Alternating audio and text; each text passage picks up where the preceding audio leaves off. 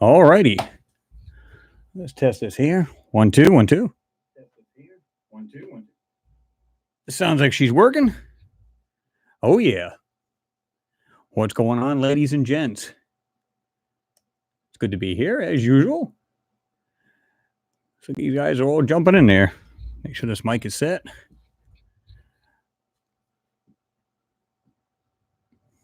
TR3B's in there. Photograph Light and Magic. What's going on there? Good to see you in there. Lancaster is in there as well. Hey, Chris, how's it going? It's going well. Hope you guys are all doing good. I hope everybody had a good Thanksgiving with their families and everything. And basically, I ate enough to like have to walk from Colorado to the northeast corner just to burn off some of them LBs, if you know what I mean. So I don't know about you all, but man, but it was worth it. Always glutton for punishment on a Thanksgiving, aren't we? Noodles, good to see you in there. Standing by for Hangout number 33. Yes, sir.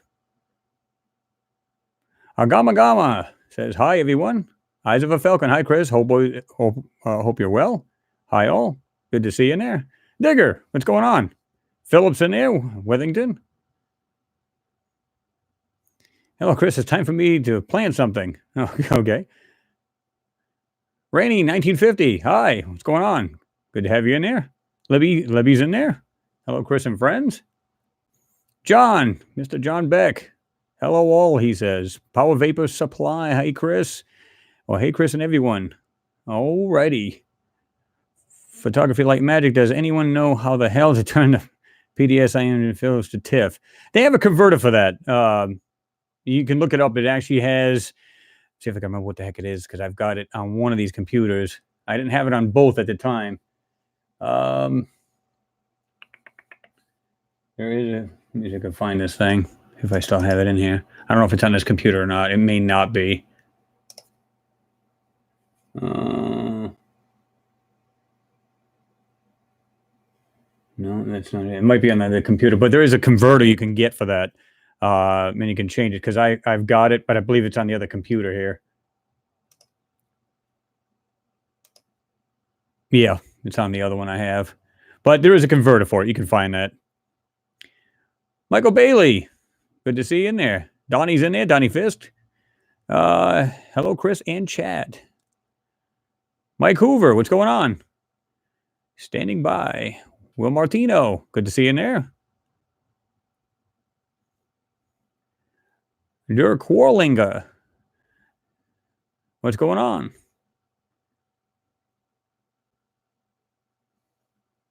Mike Hoover says, what's up, Chris, man? Not much, man. Just like I said, getting over Turkey Day and then working our butts off and all that other good stuff. Oh, yeah.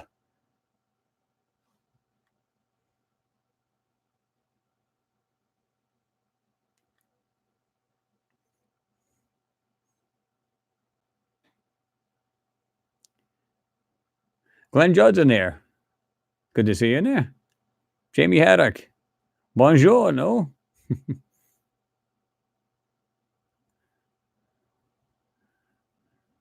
Mauricio Rocha. Hi from Brazil.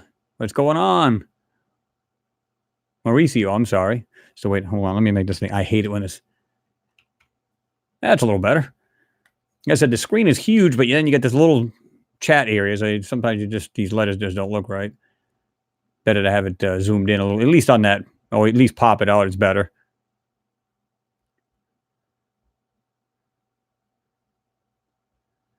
Joe Najera. Give a shout out to Joe from Dallas. What's going on, Joe?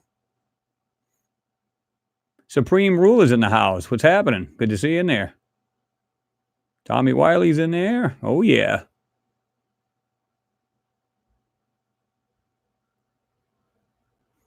Hi, Tommy, I hear you. You said, hi, Chris. I might not be able to stay long as I'm working early on Sunday morning. Hope all is well. Yeah, well, I'm glad you stopped in anyway, Tommy. It's good to see you in there. You know that. Cyborg 10. What's up, Chris? What's going on, Cyborg? Daniel Vargas. Hi from Brooklyn, New York is in the house. Yuri G. What's going on, Yuri? Hi from Israel.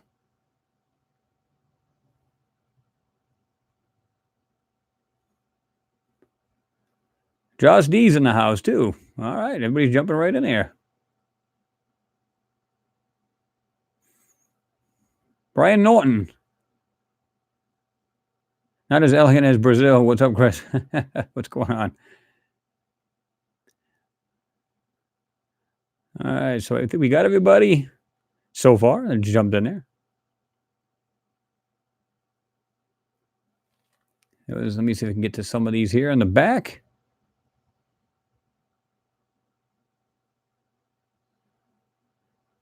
There you go, Jamie. Yeah. So I bought myself one of those pop-up tents and I decided I'm moving to Mars. That's the spirit. Just make sure you just bring a shovel with you because you might want to dig down in the ground when it gets real cold at night. Although they have some really good insulated sleeping bags and so on and so forth. But still, you may want to just get out of the harsh winds and the cold at night. Michael, you said, Chris, are you ever afraid of being shut down for all the undeniable proof you post for all to see? And hello from Colorado. Love your work. Well, I appreciate that. No, actually, I'm not, because we've actually talked about this. And several people asked me that and said, hey, you ever think somebody's going to come knocking at your door or whatever? I don't think that's the case. I think it's almost like it's like this social experiment. Like they're trying to see how many people are on board with this kind of stuff and how many people aren't. And then they want to have you battle it out between the two years, so on and so forth. And then, of course, they introduced this flat earth BS. And so, again, we got this more turmoil kind of thing amongst the social masses and see if they can, basically to send you off on a different path, a wrong path. And so I'm never afraid of that. I think like I said, I think they're using us as pawns and that's what they do, And I think the reason why they do that too is, like I said, they might be doing it as an experiment, saying every time these people have these hangouts, let's just see how they react to some of these finds. Are some people afraid? Are some people excited? Are some, and I think that's what they do. I think, and they're just trying to get an idea, just what people or how they would react. And so I'm not really worried about it. I never do worry about it. Now, don't get me wrong. It's not like I don't occasionally look at, some strange vehicles around my, area and stuff like that. I never have any problems though. Some people will say, yeah, they do. Oh my God, there's people at my door. And there was just to, get that kind of excitement factor up. It's like, stop, we're just like YouTubers, even though we may show some stuff on there that might be like something they don't want you to see, but I don't think they're just going to come down and just, take you out, if you know what I mean. So, but you always got to keep that in the back of your mind. Never can tell, right?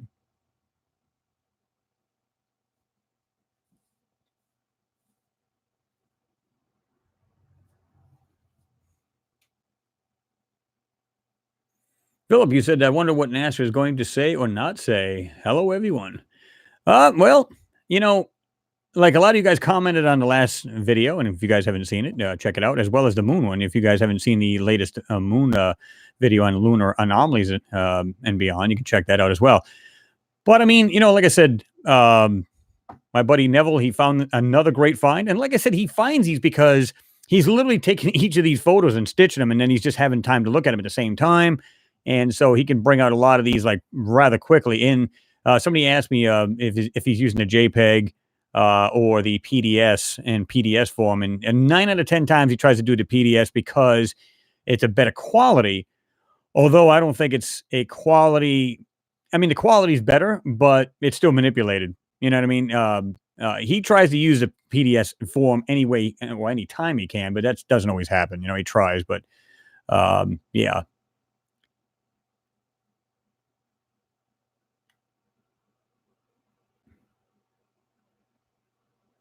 Let me see.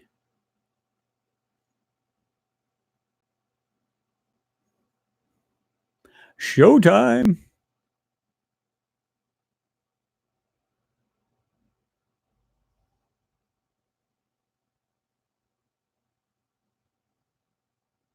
Supreme Ruler says, going to be on the road soon, so I'll be listening and texting.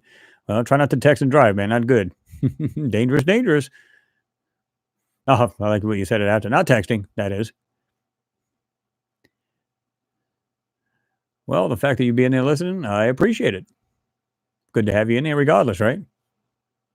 Josh D says, hello, all. How are you? I'm doing fine. I hope you're doing well.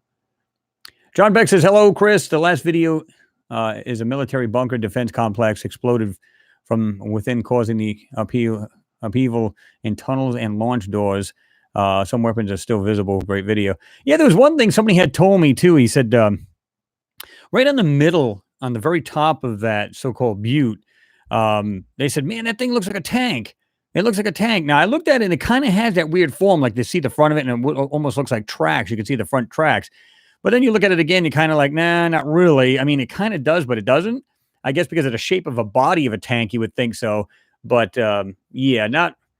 I mean, it does, but it doesn't. It's kind of hard to explain. It's like you don't see the whole thing, but yet you see part of it. At least it looks that way because it's something we always see here on Earth. So yeah, let me turn this thing down here. Some crazy things in that. You know, I still have people telling me, "Oh man, you know, I just see rocks."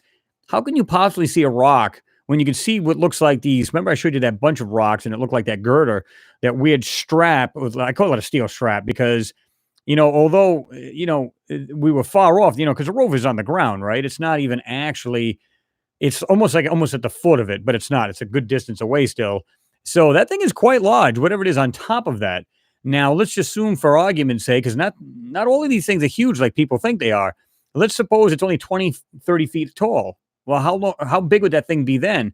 And it doesn't really matter if it is, and that's a huge if it is a steel girder type thing or some kind of framework to that thing, then it still applies because it doesn't matter if it's very small or very large. It's framework and it's designed to do its job, right? So when you see something like this strip and it has a circle, another one circle, and another circle, and they're almost, I mean, they look like they're, perfectly spaced apart. Come on, that's intelligently made. That's not natural. That's the thing that really got me when I first saw it. I was like, wow, what the hell? What a lot of people said is, well, not a lot. There's a few people who said, man, I love your excitement. Well, believe it or not, a lot of times this is not rehearsed, guys. I'm literally looking over this. I'm going, yeah, I've seen some things on here, guys. And I've seen that because like that plant that Neville had showed. And then as I'm going along, I'm seeing some of these things I didn't even see. And you're seeing it live, me actually seeing it. So yeah, absolutely. It's there. And I see it and I just go, wow, I didn't even see this before. A lot of crazy, crazy stuff. And, you guys are seeing it the same time I am and vice versa, right? Donnie Fisk, I appreciate it and appreciate the support. Good thing NASA or JPL doesn't haven't had Chris scrubbing their photos. Last GigaPan, a lot of steel and underlying objects. Absolutely, Donnie. I mean, you can see these things, and at the very top, where I showed almost to the left of that structure, I call it a structure because whether it's it looks like a hill, mountain, butte, call it what you will. When you see that part where it looks like it's brown, but then you see the very edge of that, and you can see what this nice smooth cutout, and it looks steel on the very right side of it, and where they didn't cover it, come on. I mean, how does that look natural to anybody? You can see it's reflective steel of some sort. Now, maybe it's a stainless. I don't know. But it looks like it's plating, like they put plates. Like somebody had mentioned something like an armadillo, the way they're overlapped. It's kind of like that framework with these things on there. Who knows? We think about how we build stuff here, right? And everybody's, well, not everybody, but a lot of people who do come on the channel, the ones that are just passing by, they easily dismiss this like, oh, that's crap. They can't possibly be, a structure because right off the bat, they're not saying it, but they're in their mind, they're saying it's nothing like we build. Well, no shit. How do we know how they used to build? How do we know that? We do what? Because we automatically know that because we built a certain way? That don't mean squat to me. We have no idea what these people, how they lived and how they build and what resources and what they built their stuff out of. It was all their metals, stainless steel. Well, we don't have all stainless steel, right? We have iron. We have all kinds of different steels. You name it, we've got it. So how do they build? Maybe very similar. I don't know.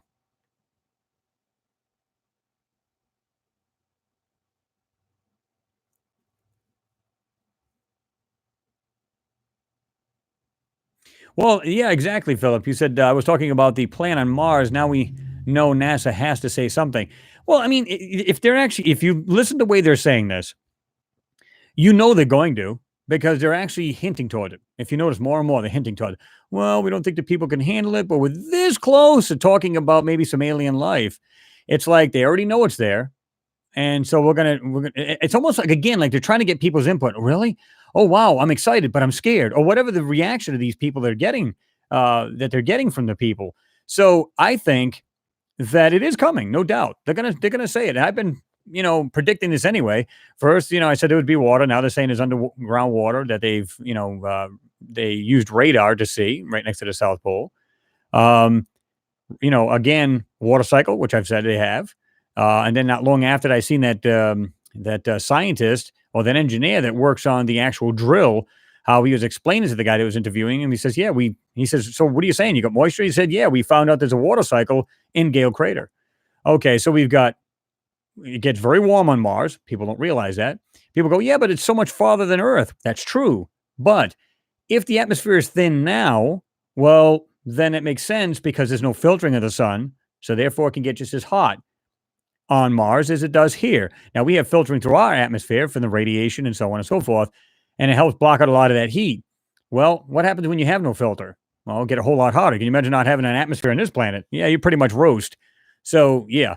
So I find it interesting, I think they will have to say something. Well, not they will. I think they're going to because they keep, alluding to that. Like, yeah, we're gonna, will the people be able to react to it? Would they be able to handle it? Of course. Come on, man. People are not three. They can handle it. Their minds can accept it. Still watching last GigaPan video. Cool. Check it out. Lorena, I'm not in Elgin. Greetings from Germany. Well, good to see you in there.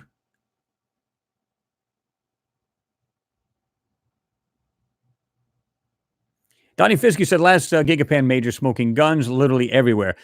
There's all bits and pieces. I've noticed that too. I mean, I haven't even finished looking at this thing. I mean, it's got some crazy things. Again, zoom in, take your time. Look at this. Even if you don't see, like the colors can blend all of these things. So you may have something sitting right there against the rock, and because they painted the same color, you overlook it. You completely overlook the thing. But when I showed you the half round piece, I had it flat, half round.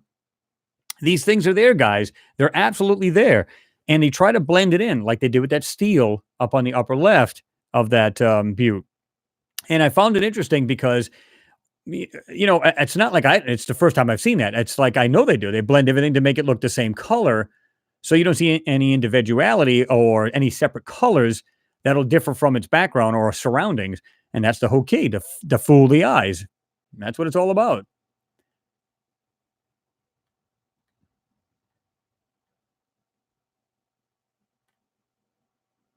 This thing just jumped up on me again.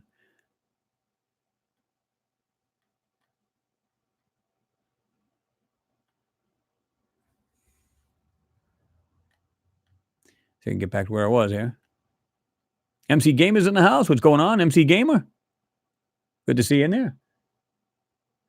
Indrid Cold, you said, Chris, the breakthrough lies just ahead. Keep going. Well, I appreciate that, and I appreciate your support. Always appreciated. See, I'm still behind there in the comments because I want to answer everybody's questions if I can, but I see it on the live right up to date right there on the other computer. So keeping an eye on that.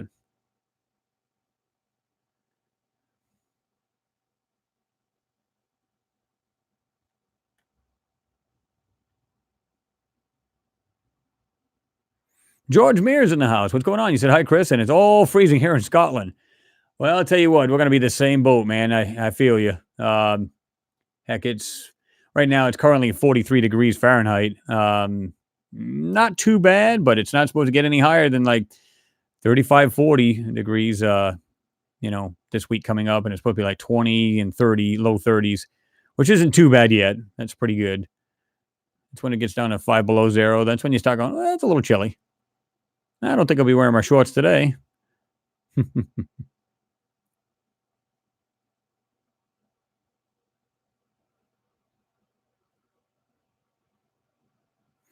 Supreme Ruler says, haven't had a chance to watch the last Giga on my list for tonight. Yeah, check it out. I think you like it. And here's the thing. Like I said, guys, I always supply the links because I want you guys to have a better look yourself. A lot of you guys are all over with the magnifiers and stuff like that. Take your time. Look this thing over. And some of you guys have said, man, I've been looking at this thing and I've been looking at it for the past hour or two. And there's so much in there to see. All the nooks and crannies and stuff in between.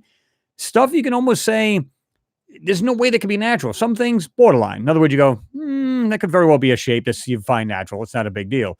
And I'm okay with things that are natural. There's nothing wrong with that. But some things just are not right and they stand right out.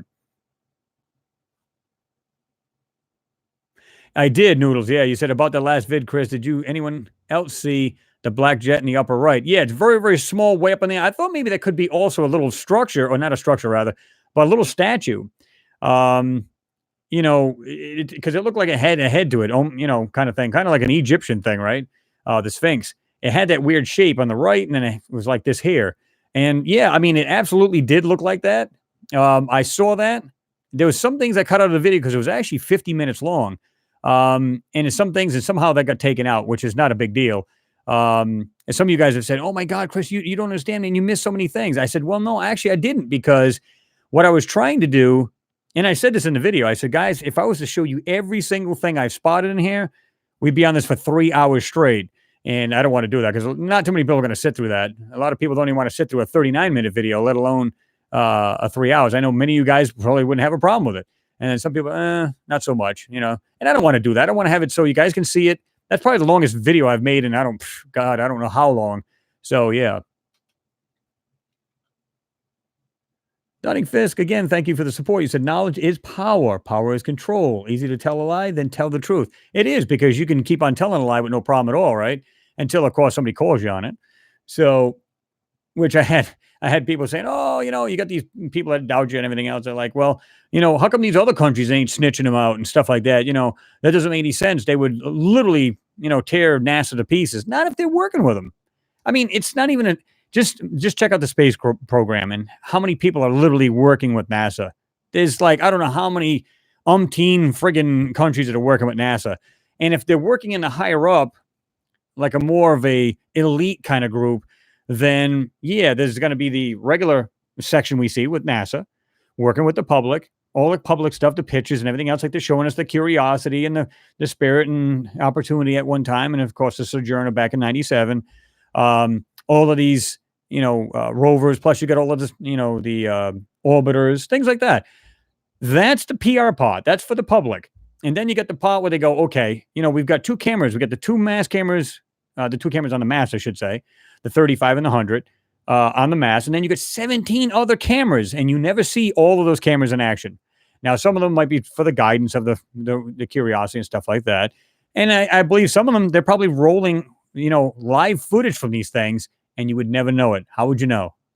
Because there's more than one transmitter and transceiver on that particular rover. So they can record some video bite, send it up to the MRO or another orbiter, and send it back to Earth, and they just sit there and they watch it. You know, And the other thing is too. I don't know if you guys have seen this. Have you guys? Any of you guys seen Ad Astra with the what was his name? That's how much I enjoyed the movie. I just had it. Anyway, I'm sure you guys have seen it. They blew the movie up to be something special, and it frankly, I gave it a 6 out of a 10. 10 being excellent. Had I don't know if it was Brad Pitt, whoever it was in there, but they blew it up, made it look like it was going to be something awesome, and then it turned out to be trash. But what I liked about it was that they said, there was one part where he says, "Oh, we're going to send a laser communications." Now, we had talked about this before, and everybody's like, well, you don't understand. They can only get so much information from, because basically what happens is the rover transmits up to the orbiter, and then once it's close enough to Earth, it sends it, from there to Earth. It's like, wait a minute, could they do it with an omnidirectional antenna? Yes, but it wouldn't be as strong. Directional antenna, yes, much stronger. And of course, we've got the large array of these 100-foot radio telescopes, rather, that receive this information. They got the deep space network is what they call it.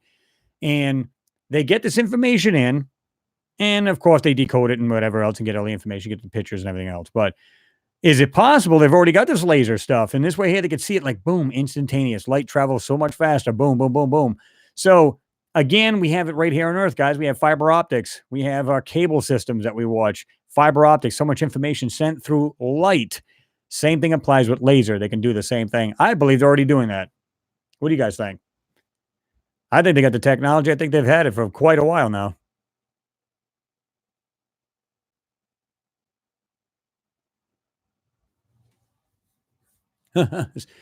Multitasking, cyborg. Watching on my iPhone, playing No Man's Sky on Xbox. Multitasker, sweet.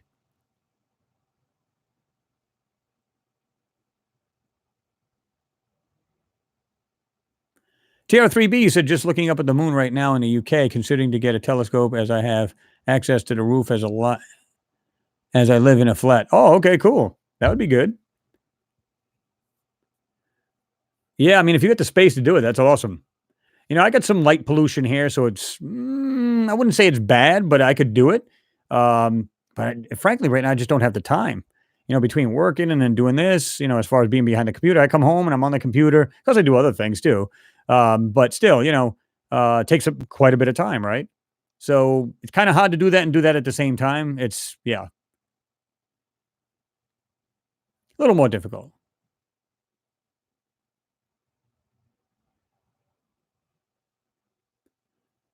Vera from the Czech Republic is in the house. Good to see you in there. Good to have you in there. San Antonio says hi. Says Zorosta, 40.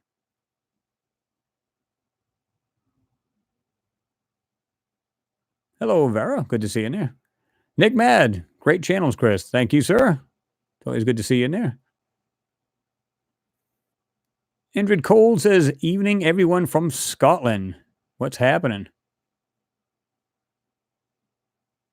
Jamie said, wow, YouTube just kicked me from watching your show. Huh, imagine that. That happens from time to time, guys. I mean, some people say, well, I was just watching it. All of a sudden, now, like every now and then I'll have this thing flicker on my side, but yet it doesn't do it on that side. That's what's really weird. And it's almost like maybe that's the time. It somehow it gets this little glitch and kicks people off. I don't know. But I didn't see it flick on there, but it does it on here every now and then. So not that I really care, because I could still see you guys on that computer. So I can still see what you guys are seeing while I'm actually doing the broadcast, right? So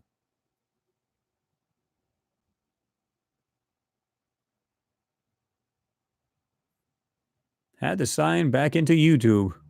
Again, that happens. Josh D says, Chris, mainstream scientists are more and more speaking out about possible life on Mars. Watched a few of their vids this evening. Yeah, I mean, if you notice, they're reiterating what they said about what was his name? The one that talked about the insects on Mars. And in fact, I got it right here. It says, it's still not aliens. This is from space.com, by the way. Mars bug claim could damage the search for life. Now get this. This is what it says right underneath it. I'll give you guys a link. It takes away the excitement from our real discoveries. What? No, you're dumbing down the masses. People already know. They're more aware of what you're trying to show. This little minuscule garbage you're showing. Oh, there might be microbial life. Oh, give me a break, please. But I find it, funny because it says an Ohio scientist claims to have found photographic proof of insect and reptile-like life on Mars. But as always, it's not aliens. Other researchers say. Who said anything about aliens? Why does that have to be an alien? They're just saying it could be insects. And yes, I've shown things on my videos where it looks like you can see the speck in the sky, which doesn't prove a bird, an insect, or anything. But when you see a blur behind it, it's in motion. Now, people say, well, you don't understand. That's some kind of micron of dust flying right by the camera. And I'd agree with that. I don't see a problem with that. What I see a problem with is where is the rest of the dust being kicked up if it's that windy? You only see the one. You don't see anything else. Well, the dust could be smaller than that one. True. But you're not telling me that's the only speck of dust that's that big flying around in the sky then, right? Doesn't make any sense. So when you see like a blur behind it, some of them are going in this direction, it depends on what direction it's going. And I've seen it. I absolutely believe there's insects on this planet. Now, some of the photos that I've seen of this guy, I mean, some of it was so blurry you couldn't make out heads or tails of what it was, to be truthful. There was one that showed like the head, the thorax, and the abdomen kind of thing, and might have been wings. It was the closest thing. It kind of looked like a mosquito with its legs that go out like this. And, you could see it kind of, sort of, but it was so blurry. But that was the best picture I saw of what looked like it could have been an insect. And his name is William Romosa, rather, a professor who specializes in arbovirology. Oh, okay. Arbovirology, the study of viruses transmitted by arthropods. Anyway, he says, has compiled photographs from NASA Mars rovers that says are evidence of life on Mars. There has been and still is life on Mars, said in a statement. So, you guys can check this out. I'll give you the link to it. It's pretty cool. But they're quick to dismiss or try to make it sound funny, like they're trying to just make people laugh at people who are doing this kind of research. Even scientists are trying to mock. It's like, listen, it's a lot of these scientists are not dumbbells. They went to schooling. They know what they're talking about, and yet what do? They try to mock them and make them look silly when clearly, I'm hoping that other scientists, just see what he's saying and say, well, let me check into this myself, and then get like a peer review going, and that's what would be awesome. There's the link right there. Just dropped it, guys. Check it out. Icy in Edinburgh too. Oh yeah, it's getting that way here. Photography, light and magic. I bet it's warmer on Mars than it is in Scotland. I almost guarantee it is. And guys, they have the same seasons we have here on Earth. I think they said it's maybe 2 to 3 months of warm temperatures as opposed to you might get what, 3 or 4 months here, depending on where you live, of course. But no, it would not surprise me. And like I said, it gets warm there. It gets hot. They even said it gets hot, not just warm, but hot. What does that tell you?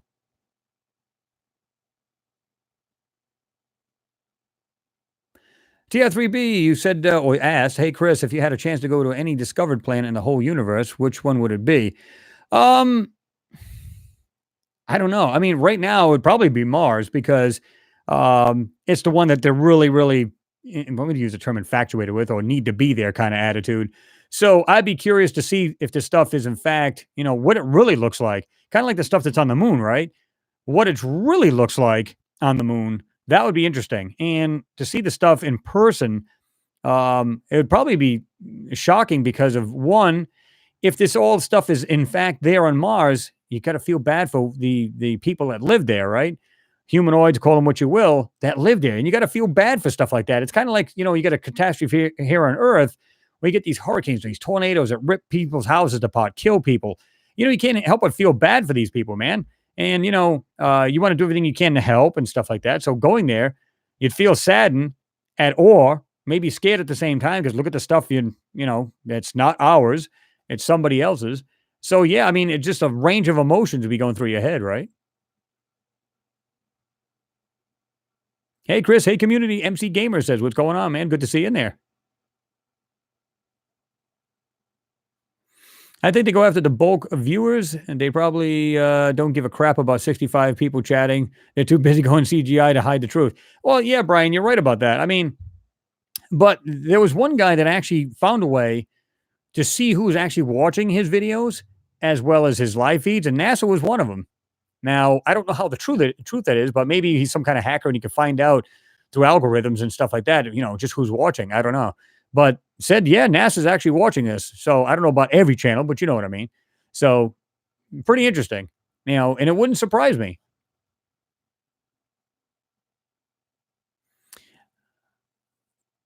Yeah, Michael. Yeah, no problem. You said, thank you so much for your response, Chris. I loved your work on Mars and the moon. Appreciate you so much. Well, I appreciate you, man. Like I said, that's what it's all about, right? Get the stuff out, bring it out. We can all hash it and pull it apart, do what we got to do with it. And that's what it's all about, man. That's what this channel's all about. What's the story about insects on Mars that the news was talking about? Well, like I said, I just dropped the link on the bottom, George. You can find it. And this is coming from space.com, and I just read it. It says, it's still not aliens. Mars bug claim could damage the search. And like I said, they're more worried about it's going to take the wind out of their sails if they talk about, oh, our find was microbial. We're past that, man. We're so past that, microbial.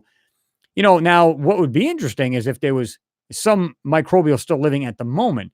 Now, I think they're afraid to let that out. That may be the key, because even if you said microbial, all right, even macro, it doesn't matter. If you say microbial, okay, like one thing feeds off another. So is it just micro? And then it goes up higher, bigger things like a food chain. Is it something bigger? Is it insects? And again, it'll take basically, like I said, it's like taking the wind out of their sails, and they don't want to hear that. They just, so it's like, oh man, he's taking all the spotlight from us. Oh, that sucks. Really? Just tell the truth. I mean, they could tell so much more. And it'd blow any kind of little story like that out of the water, man, if you really think about it, right? Terry G said, what do you think about Elon Musk? Is he good or bad? Yeah, I think he's good. He's a pioneer as far as I'm concerned, right? And I think he's trying to push, I'm going to say it on a big scale, but I think he's trying to push the planet into being more efficient, if you will. With the electric cars, he's got his SpaceX program. He's now working with NASA, which is not necessarily a good thing, but it is, but it isn't, because he's helping them out with his technology.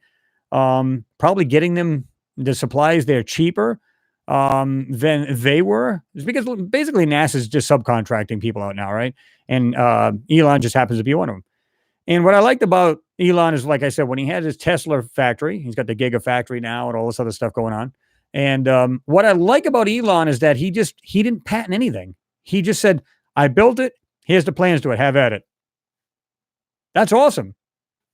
So if I was if I was a manufacturer of an automobile, basically I could take his plans and make it my own. I could build it into my own cars. Now you notice a lot more companies are jumping in on this, right? Like I think it's Volvo. You guys can correct me if I'm wrong, because I know there's a lot of car guys and car people there.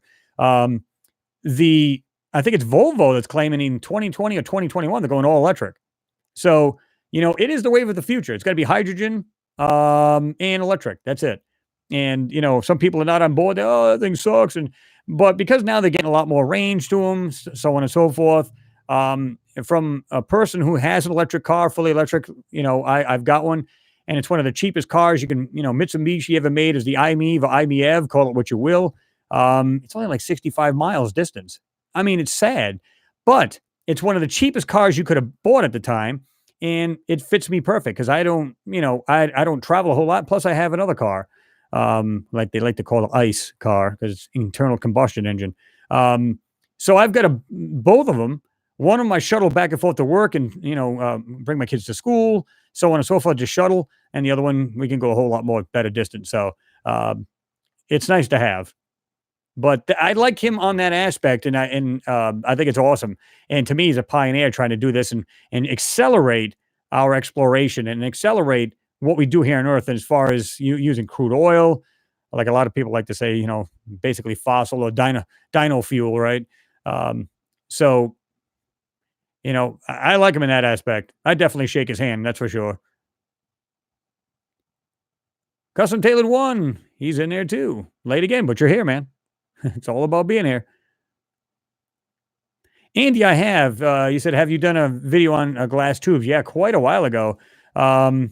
You might really look that up. I think I've got that on there. It might be something like glass tubes or something along them lines. If you go into my page and put in the search box, it may bring that up. It's been so long ago, I don't remember exactly what I titled it, but I definitely did one. Philip, you said, I am sorry I cannot talk or type right today. I was wondering about the plant. Well, that's exactly what it looks like to me. And when I looked at it, it wasn't just two pieces sticking up, right? If you look at it, it looked like fuzzy coming off, like hanging off one of them, and it looked like something else. And it kind of looked like there's like parts of it coming off of it. Now, one of you guys, and maybe several of you guys have said, is it possible that some kind of wires just sticking up? Absolutely. I don't know why they would be like that. They must be, like electrical wire because they're completely solid copper, maybe. And maybe that's the jacket coming off of it. Who knows? I still think it's a plant, but it's not out of the question, right? There's no way of knowing this. All we can do is speculate. So it's a very good possibility, Yuri G said, lightning on Mars. Is it real? He is farther from the sun than Earth. Well, basically they're saying that Mars is. Or is there enough energy to illuminate it like the Earth? Yeah, there's absolutely enough daylight from the sun, Yuri. And you said I believe there is actually lightning on Mars because you have two temperature extremes, right? It's kind of like when you get let's say it's hot out right now, it's 90 degrees, and you get this nasty cold front come through, right? Heavy rain, you get that strong frontal system, and then you get these lightning strikes before it. I think it's a very good possibility, although they didn't say that. I'm almost positive one scientist did mention that there was lightning and stuff like that because you get these storms, right? So, and between these temperature clashes, that's a very strong possibility. And I don't know if you guys remember that, the insight, they were mentioning that again. Somebody had brought that up to me and said about the seismometer that they have on there. And because it was still on the inside, they said, here's the sounds from Mars. And what it was is the wind, they said it was literally vibrating the solar panels. And because the seismometer was on the actual craft, it was vibrating. Of course, I could hear that. Now I'm saying to myself, okay, wouldn't you still hear that if it was on the ground though? Because it's enough to vibrate. And a seismometer, depending on how sensitive it should be able to register that there too. Was it even on there at the time? I don't know. And was it hearing something else and not the wind? Maybe something underground. And that's why they're checking this stuff out. You know what I mean? More and more. I don't know. I mean, they showed it on top of, it was still, they still haven't taken their little crane and taken the seismometer and set it on the ground yet. At least according to the picture, they didn't. That doesn't mean they didn't. And that's when they heard them sounds, because there's a couple of times they've done some recordings where it sounded like something was coming, got stronger, and then it just kind of died down. So it's either a Mars quake, something else on the ground that shouldn't be there, whatever. Again, pure speculation, but still pretty neat.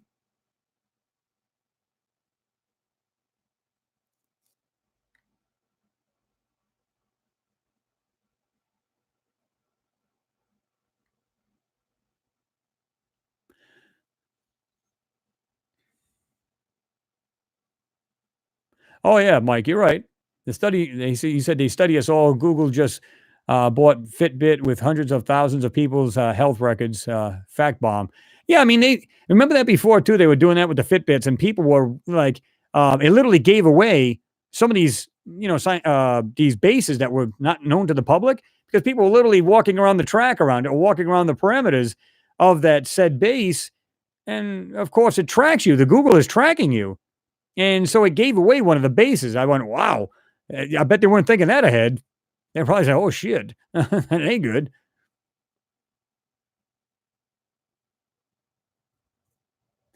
I have the following idea. Seen that there is proof there was enough water on Mars to cover the planet. Why not see most of the surface as dried seabed, and what was there in aquatic? Um, I guess you're trying to say civilization. Looks like you ran out of maybe some words there. But yeah, absolutely. We don't know what's on that planet. We don't know if these people could live in water. We don't know if they lived on just strictly land. We have no idea. We don't know how, because understand, they probably evolved long before life evolved here. And again, if you go by the theory of panspermia, then life originated on Mars and has come to Earth. So then it means it's been much older and then found its way here. So, with that being said, how much more were they ahead of our time, or did they get stuck right around the same time? Meaning, by technologically, were they stopped then where we are today technologically, or were they much more advanced? I don't know. Something to ponder. You know what I mean? Yeah, guys, slam that like button. Hammer time. Hit it hard. Just don't break it. Opening a second window. Be right back. If I do that, we'll drown in here because it's raining. Unless, of course, you're talking about computers. I got a second screen open on this one, and I got my other computer on, too. Got 3 screens going. Martin Steed, you said, hi, Chris. It is interesting to see these finds. You point out these are manipulated. Why are only bits manipulating, leaving bits? Are they teasing us, or is it an error? No, I think what it is, Martin, I think what it is like we like to call it like a slow drip, right? Like they're letting out this information slowly. And like I said before, I think what they're doing is they're playing the people. What they're doing is they're saying, listen, if people are inquisitive enough to want to find out, then they will find it. All they got to do is look in these photos, and we're going to give out this information if people want it. If they just want to say, yeah, it's just rocks, like you said, they're quarreling. You said rocks rolling on the floor laughing. Yeah, I mean, if they wanted to say, oh, it's just simply rocks, okay, then have at it. Then clearly you're not willing to research this stuff or do any of that. So you're just going to continue to say it's rocks, and that's fine. I want to be, if I'm interested in a topic, I don't care what it is. I'm a nerd. I love electronics. I love engines. I love cars. I'm going to get into that more. I want to learn more about it. Like, again, going back to my electric car. In fact, I knew so much about it. The actual salesman, I knew more about it than he did. He goes, at this point, you know more about the car than I do. I said, yeah, well, I studied that. I did just go out and say, well, that looks like a cool little fad. Let me go ahead and buy that. No, I actually learned everything I need to know. I said, will it fit my lifestyle? Absolutely yes. And I bought it. So I love it. So, but the same thing, again, people are either going to want to know, they're going to be inquisitive enough. And if they are, they will find it. Like I said, I was going over some of these things on that GigaPan and I ran into them. I'm going, oh my God, I didn't even notice this. Like that thing that looked like that. I said about a mirror. I used that like analogy, like some kind of little, like the oval shaped mirrors, these women, the old, you know what I mean? Like the mirrors. And it looked like it was stuck right in the side, just about at the very end of that mountain. I didn't even notice it until I zoomed into that. It was like, boom, right there. Yeah, you just don't know, man. I mean, you never know what you're going to find in these. Yeah, amongst all these rocks, doesn't mean there's something not hidden in there. And I don't believe that thing is a butte anyway, right? Mark Metheny. I really enjoy your vids. I appreciate it, man. Photography Light Magic, he said the design of structural beam in the last video is the same as the one sticking out Mount Shop. Yeah, absolutely. Like I said, when you look at Mount Shop, look at the base. They show all of these, you see all of these buttes. And I use the analogy as it looks like a car lot. They're all lined up. They're literally all lined up. I'm not saying they're cars. I'm just saying, but they're all lined up. Kind of like, look at your city streets. Where do you see your houses? All lined up. Could be all different ones, but they're all lined up. Now, is it possible they all built in the same way? Relatively close. Absolutely could have. And it's weird because you can almost see a road going between these things on some of these pictures, and you can see these things as all lined up. Now, I've been through places where there's deserts and stuff like that. You see a butte here, you see a butte there. Never lined up like that. Never lined up like that. Not that close either. So I'm not saying nature could not do that. I just find it, kind of odd that it would look like that. And the way they're placed, almost perfectly away from each other. What does that? And they're lined up almost like if you can go and measure it, like the front of them, like they're all lined up together. Like if you were to take a bunch of cars and put the front ends, all even. It's what they kind of look like. That like if you could measure it, they'd be all even. You sure that's nature? Not so sure about that.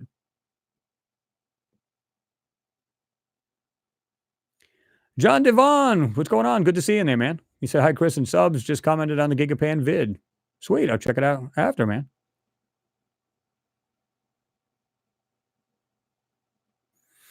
Indra Cole, you said Elon Musk channels. He is being powered up to amplify his usefulness as an actor to bring alien intelligence and interest into the minds of Earth's young. Well, like I said, to me, he can be an inspiration, right? And, the guy, he's not a dumbbell. I mean, the guy's smarter than what, I mean, he knows his shit. Let's just put it that way. And, to me, it's just like, you can learn a lot from him. And if a guy's going to design his own electric motors, he's going to design all kinds of different things. You may want to listen to him. The guy's good. He knows his crap. Like I said, I mean,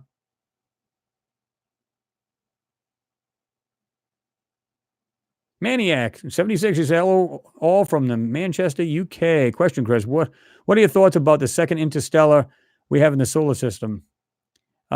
Seems strange to have two in such a short space of time. Are you talking about the being a binary star system? Is that what you're talking about, Maniac?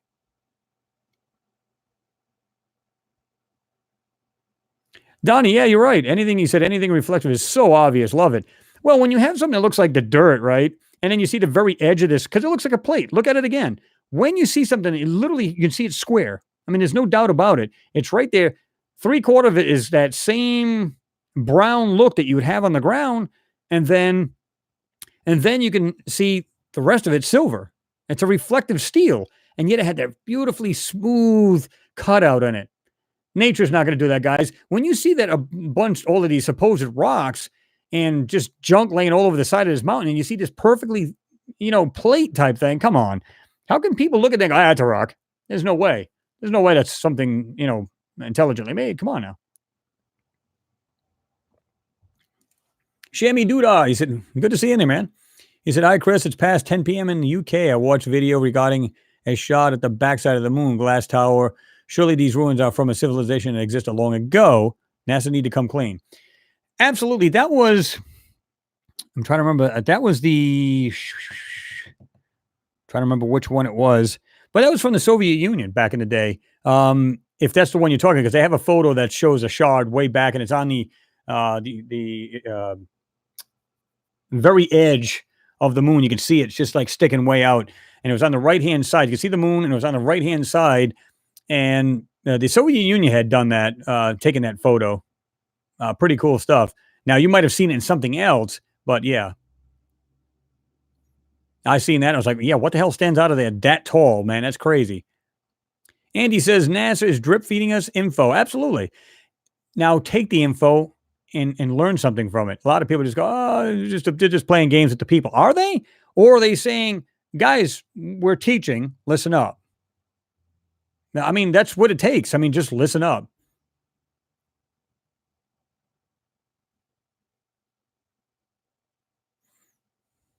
Andrew Haberman, you said they'll say it's gas heaving up from the ground or some error in the photo. Oh, yeah, absolutely. You know that. You know, they're going to, it's swamp gas. Nothing to see here. Move on. Oh, man. Mate, all of the evidence is there.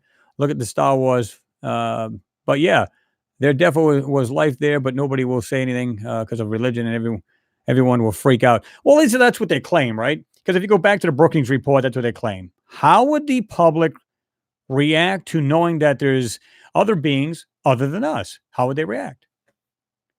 Back then, they might have freaked out. Back in the 40s, more so. I don't think that's the case now. Everybody's so desensitized. They see space movies all the time. It wouldn't even bother them. They'd be inquisitive.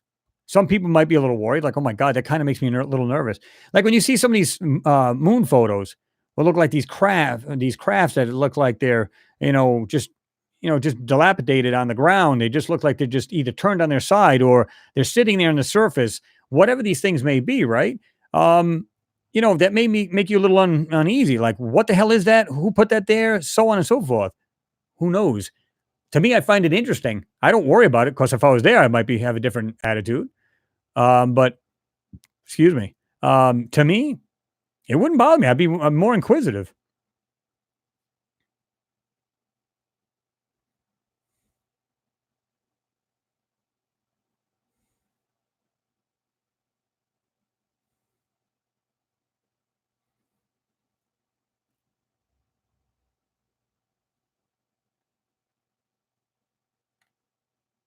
Let me jump down here. I'm way over here.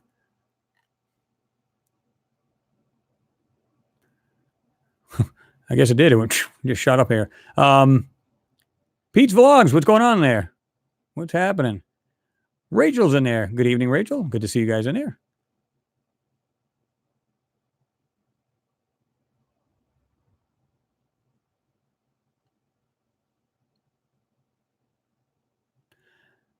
Jack J, he said, hey, I'm new. Well, Jack, good to see you in there. Welcome aboard. George, you said, who do you think left all of these buildings and crafts technology on the moon? Obviously, to me, it's like other civilizations. And I've always said this. How do we know how long, if these other, I hate to call them aliens, but let's call them other beings, right? First thing I think of is aliens. I think of these little gray guys with these big, eyes. I don't think of them as like that. I think they may be more like us more than we think. If they were coming here long before man was on the moon or evolved, how do we know how long they've been there? How do we know, who these people are? If they came, like I said, I think of it like our solar system is like an old neighborhood. Maybe a lot of life started here and then it just jumped off. Because like they said, that article we talked about, where I read to you guys, where it said the dinosaurs might have been here on Earth when our solar system was in a different part of the galaxy.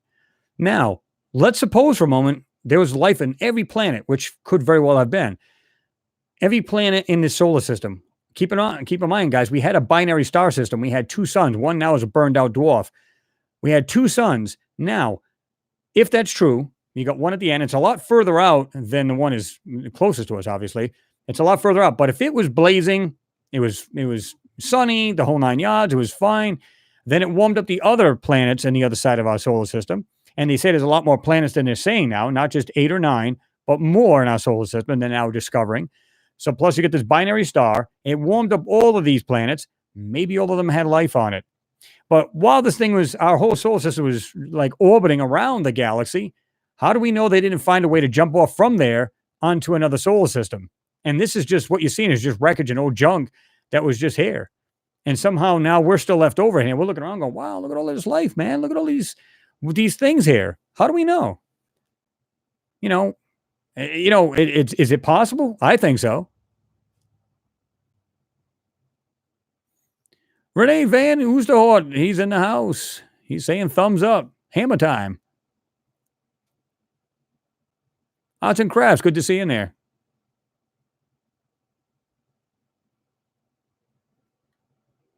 Patriot Tragedy said, I went to WVIT in Montgomery. Oh, it's pretty sweet.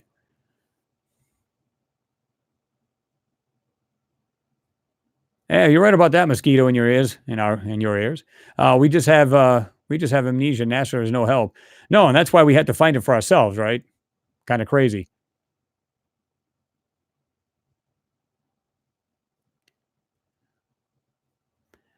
Mags K, you said, "Oh, how I wish you weren't so far, mate." Yeah, well, I don't know where you're at, Mags, but I'm sure you're probably in another country, though.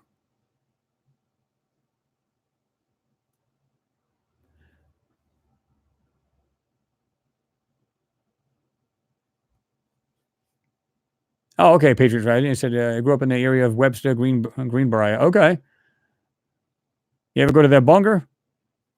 I know that was flooded out at one time, or at least that whole area was.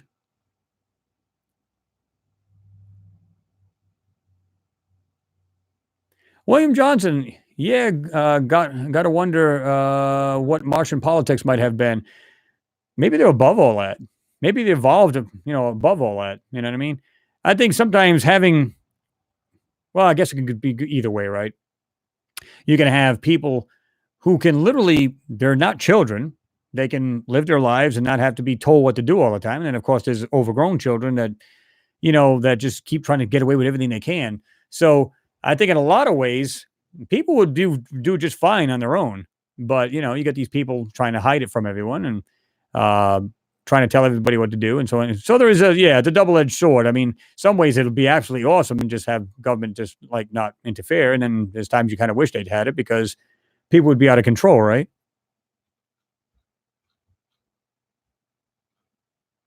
Whoops.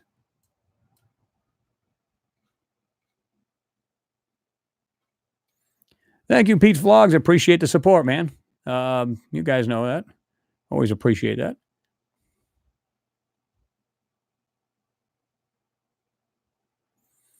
Yes, mosquito in your ears. Yep, we are older than we think. Absolutely. And we're finding this out every time they find these ancient civilizations here on Earth. Oh, we didn't know that was there. Oh, wait a minute. This might be the oldest one. I mean, think about that. You got Angkor Wat. You got all of these Egyptian pyramids. You got the Mayans. You got all of these different places, that they didn't know was there. Now they're learning more and more, and they're finding more and more of this.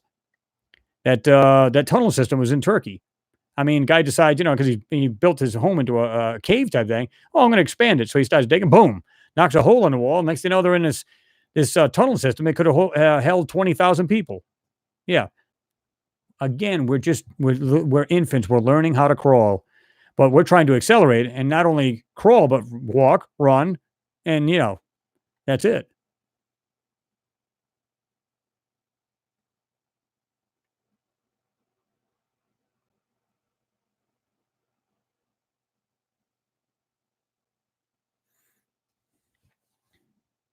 Noodles, you said Mars oxygen plume reaches to 80,000 feet and escapes to space. Sad.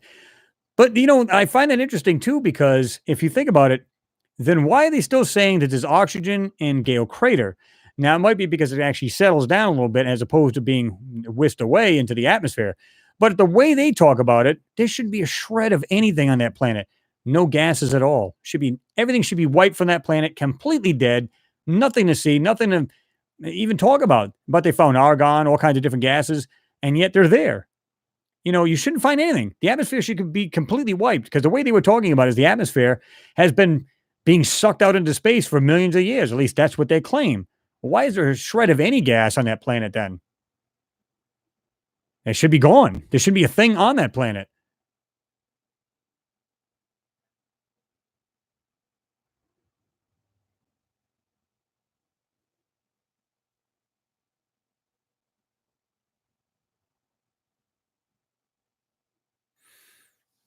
Rachel, you said, guys, remember I said I had a dream that there were giant people on Mars that had wide skulls, and I remember a tall man and a tall woman. They look sort of like us, but not really.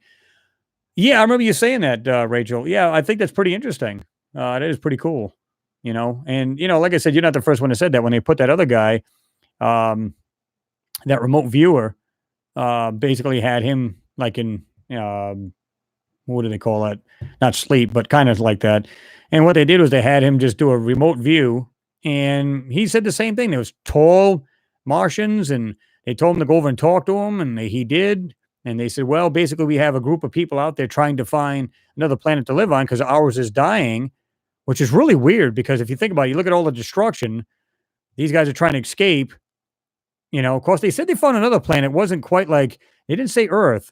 So I found that interesting. Or was Earth still in its infancy, like it was still like coming together and stuff like that? But because they said it was kind of harsh atmosphere and kind of a harsh planet, but and they also said it was livable. So I don't know how harsh it can be if it's livable, but that's what they said.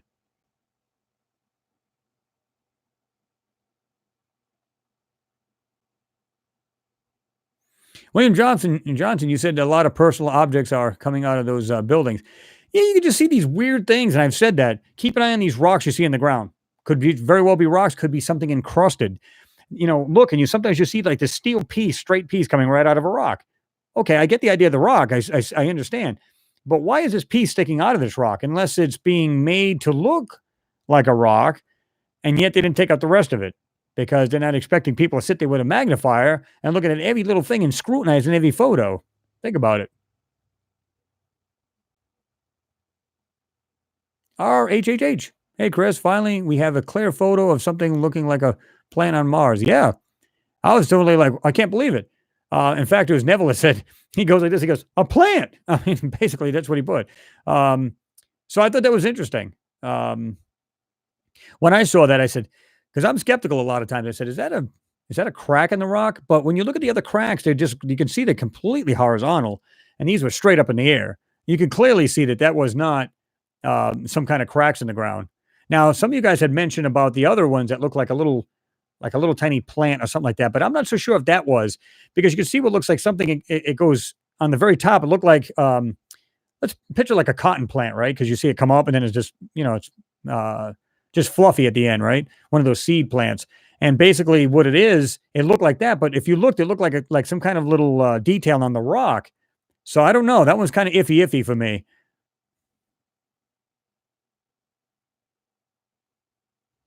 Valerie Hackbarth, how are you? Good to see you there, Valerie. He said, hi, Chris. Hi, everyone. John Beck says, hit that like button, please.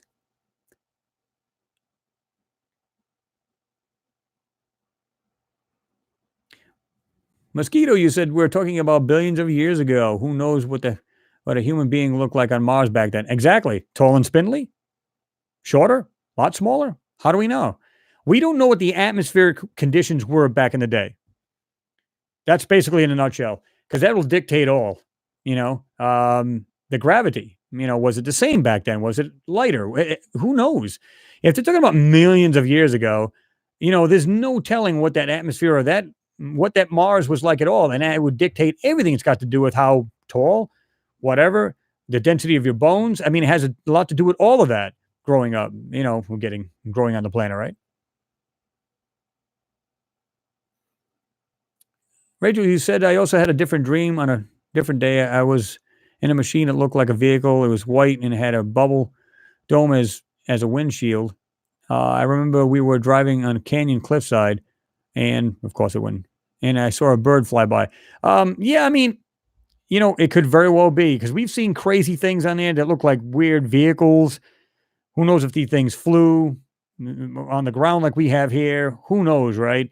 But some of these things, I mean, first you see rocks and you say, man, maybe they were like the Flintstones and they didn't build much of anything. And then you see what looks like these steel pieces that look intelligently made. So the first thing that comes to your mind, okay, clearly they had metallurgy. They had all kinds of, they were smart. They were intelligent. They were able to do this stuff. So they had to have much more than that. And I remember years ago when I had done a video and I said car and Mars, people were like, oh, well, freaking car and Mars. What are you, an idiot? And it's like, I don't know. Think about this a minute. We use cars. Look at the technology we got today. We still have the wheel, man. I mean, at some point we'll have flying cars because everybody's working on this.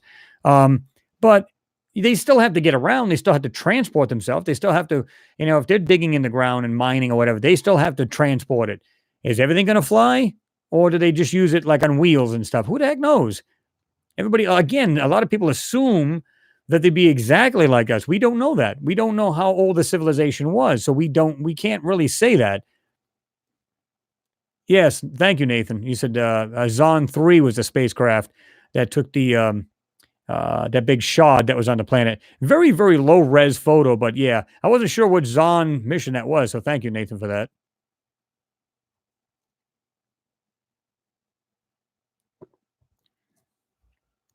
Mosquito, you said like that giant ship Apollo 20 found on the dark side of the moon. Yeah, I'm still on the fence about that as far as Apollo 20. It got up to 17. They claimed there was more, which don't get me wrong. Remember I said before, why would they stop at the Apollo missions that they had? So they could have very well kept going, just said, oh, yeah, we're done with that. We're just going to head and, just toss that in the closet. We're not even going to go back to the moon or anything like that. How do we know?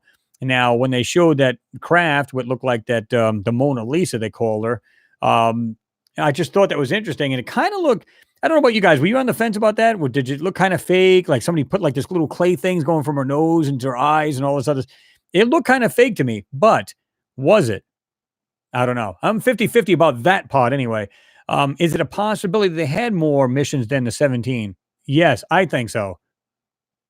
So it's a possibility, right?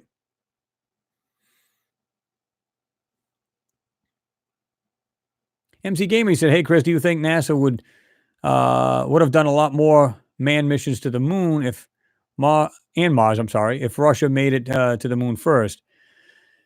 I think it would have. I mean, a lot of people used it back then. It was the great space race. I don't know if it was a race. They might have been calling that a race, but I don't think so. I think they were working together right from the word go.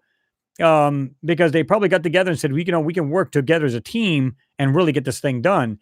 Um, and if they didn't, it was still a competition to them. So I think we would have done it regardless.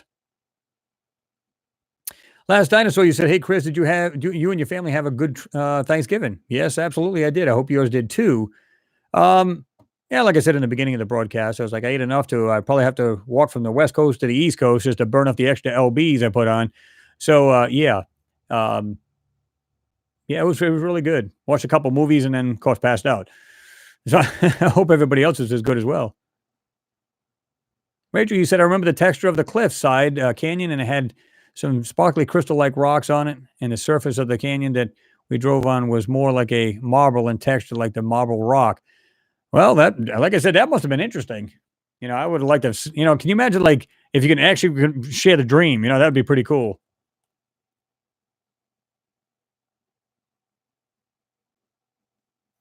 I agree with Arts and Crash. She said, "Rachel, honestly, if you made videos about your dreams, it would watch all of them and show them to everyone."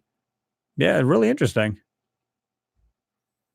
All you can do is do a blog.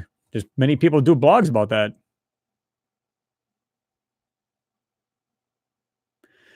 Andy, you said, "Strange we get color pics from Mars, yet in black and white from the moon." Well, we still get black and white on the Mars photos as well.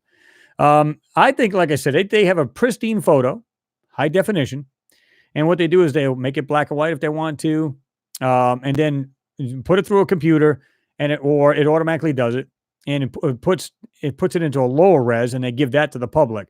Because if you can low res something, let's say you want to block something out of the photo, right? Make it black and white so it hides any individual colors, anything that'll stand out from its background, and then go over it, whatever you want to do to the photo, mock out whatever the hell you want to mock out, and then what you do and make it low res. So now, when the second you try to zoom into it, it breaks apart, and therefore you can't see the manipulation done on said photos. Think about it. And there's so many different ways they do to digitalize something out, spot blurring. They put black over a certain area they don't want you to see. I mean, the list goes on, right?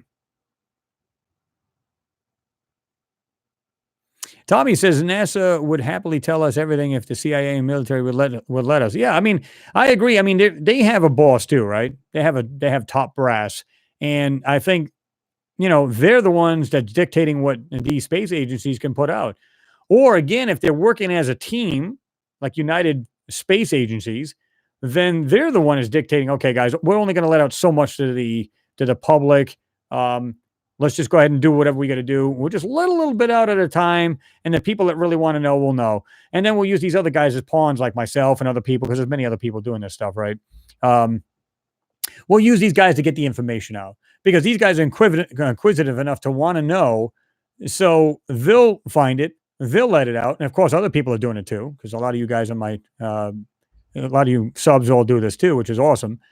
And scrutinize the hell out of these photos, right? So they use this as like people like myself as a pawn, where they say, well, let them find it. He's inquisitive enough to want to find it, and like I said, there's other people doing it too, and then they can bring it out. So it's like a slow drip disclosure, and that's what I think is really going on, really. All right. I was just looking at one thing and I hit the mouse and this thing just shut up.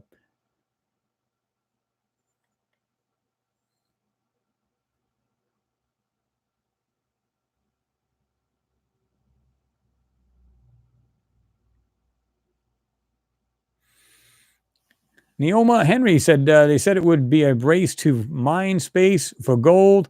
Oh, got company. Good night, folks. Good night. Good to see you in there.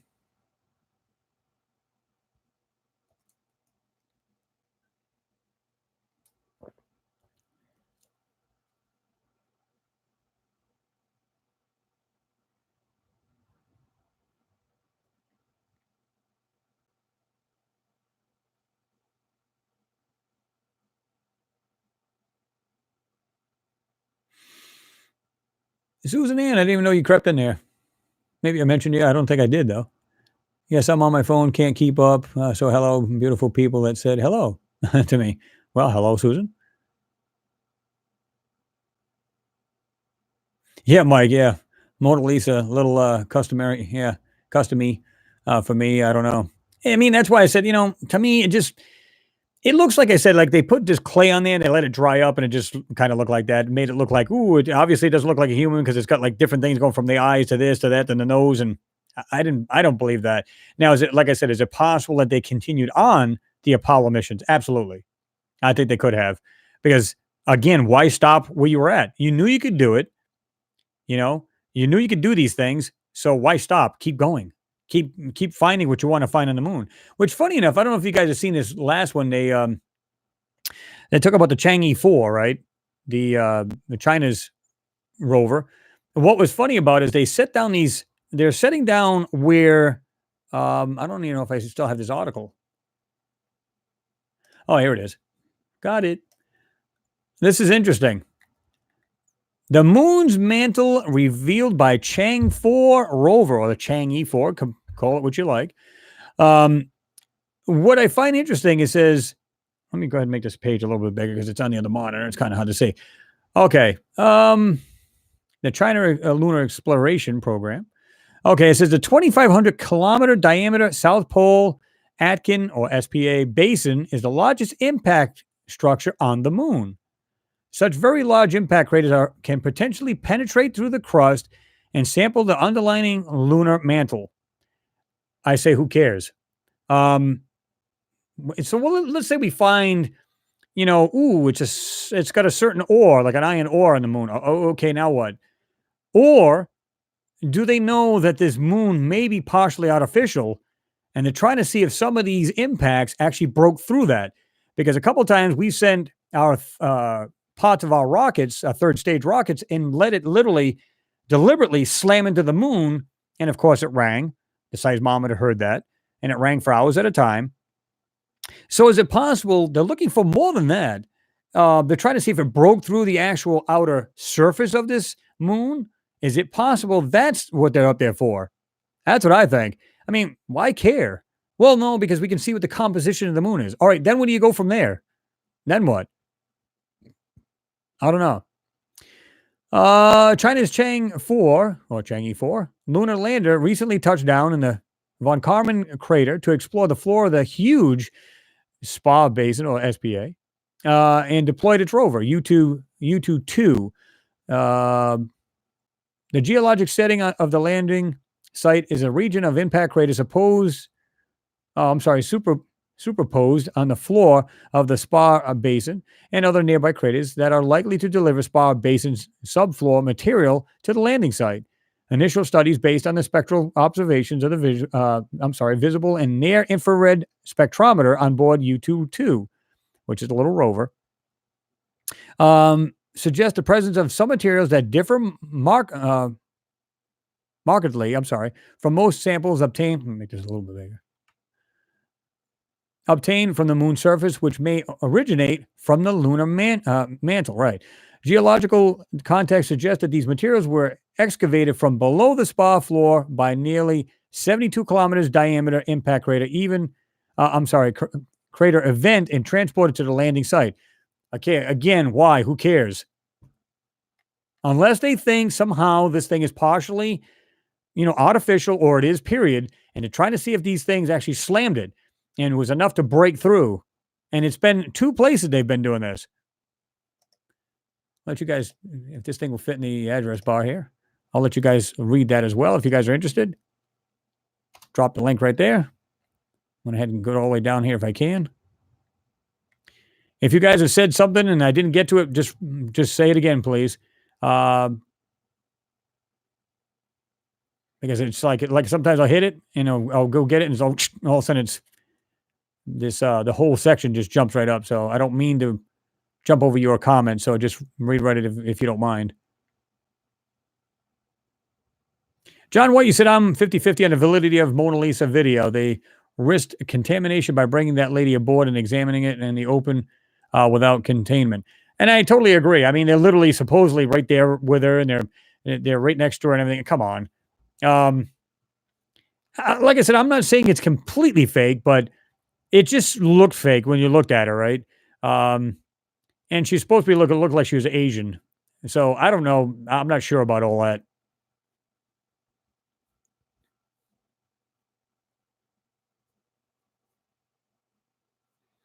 Mr. Sleep 20013. I don't know what I believe in. I don't know what I believe in, but gut says something. Oh, absolutely. I mean, we don't have to believe everything we see or hear, right? But this is the reason why we do our research. And you guys, again, I do mine, and I show you guys what I think these things might be. And of course, you guys have your own minds. You research it. That's why I give you the links. You look at it yourself and say, I don't agree. Okay. You got a different opinion. And I like that. The only time I get rid of different opinions on like the comments is when they're rude about it, right? It's like, you can clearly see in like the last video I just did. It was lengthy, but it doesn't matter. I think a lot of you guys like the longer ones anyway. But what was funny about it, guys, people like, that's rocks. You guys are all delusional. Did they even watch the video at all? Because if they did, they would see at least one thing would stand out to them. They'd say, okay, clearly that is not, natural. And I think everybody would agree here. Even if you didn't agree on everything I said, doesn't matter. It's like if there's only one thing and it's clear as like all hell. I mean, you're just like, oh my God, there's clearly, I don't know about the rest of it, but that thing there screams intelligently made. At least one thing should do that. Well, not should, but it probably will. So, yeah. To me, it's just like, it just takes one thing.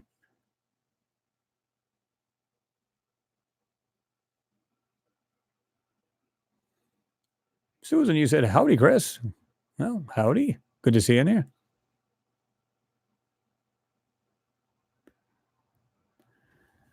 Mosquito, you said there's an episode on The Crown where Prince Philip Dukes of Edinburgh sits Armstrong Aldrin Collins as he asked questions. The astronaut started sneezing. Really? Huh. Mags K, what do you mean by that? You said Sunday is not a great day for me. So you may be already in, like I said, you're already in Sunday yourself.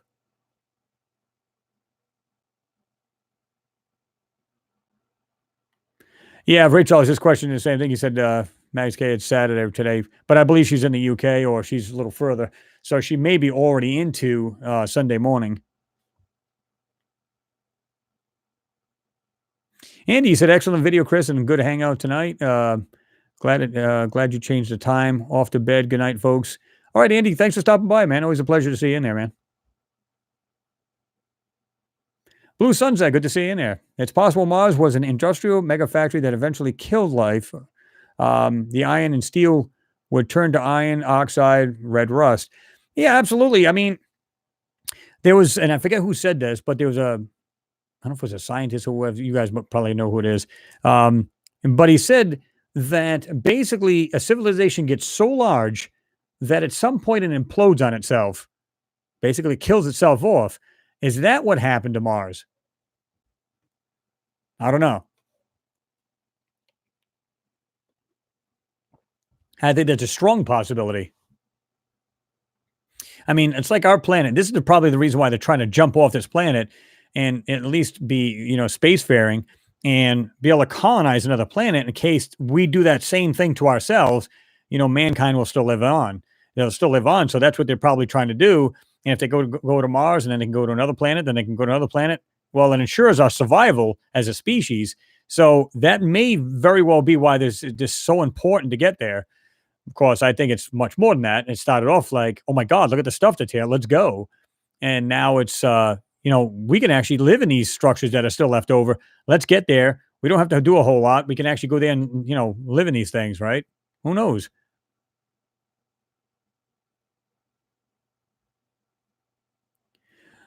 Oh, Mags, okay. He said, I'm in Bishopton now, tomorrow, too quick. Okay, that's what I figured.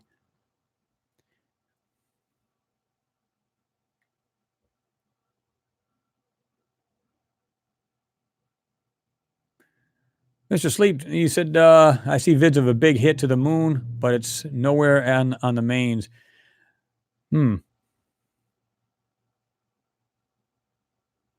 Yeah, I mean, to me, it's just like, getting back to China, doing what they're doing on there. It's like, I just, I'm just a little bit dubious, guys. I mean, when you hear them, they're going, we're going after that to see, if any of the internal part of the mantle has come up. We want to see what it's made out of. Okay, and then once you do, like I said, okay, then now what though? I mean, where does it go from here? Oh, we just found out. Let's say it's a different iron ore. Oh, okay, all right, now what? Why go through all that trouble and spend all that money to do that? I think there's something more to it than that. Judged on what we've been seeing on the moon, I think there's a lot more going on than they're saying. Susan, you said yes. We definitely have a choice. Free will is our greatest gift. Absolutely, totally agree. Beach Vlogs, you said interesting.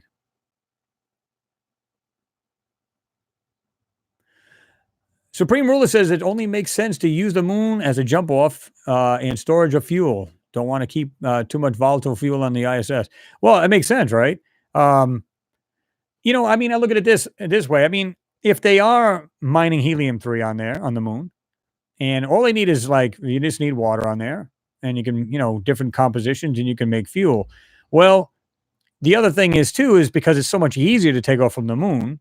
You really don't need too much breakaway thrust to get away from the moon as you do here on Earth. So you don't have to expend a whole lot. You can make a lot smaller rocket to go to the planets in this solar system. Unless, of course, you're going to another planet which has a lot of gravity.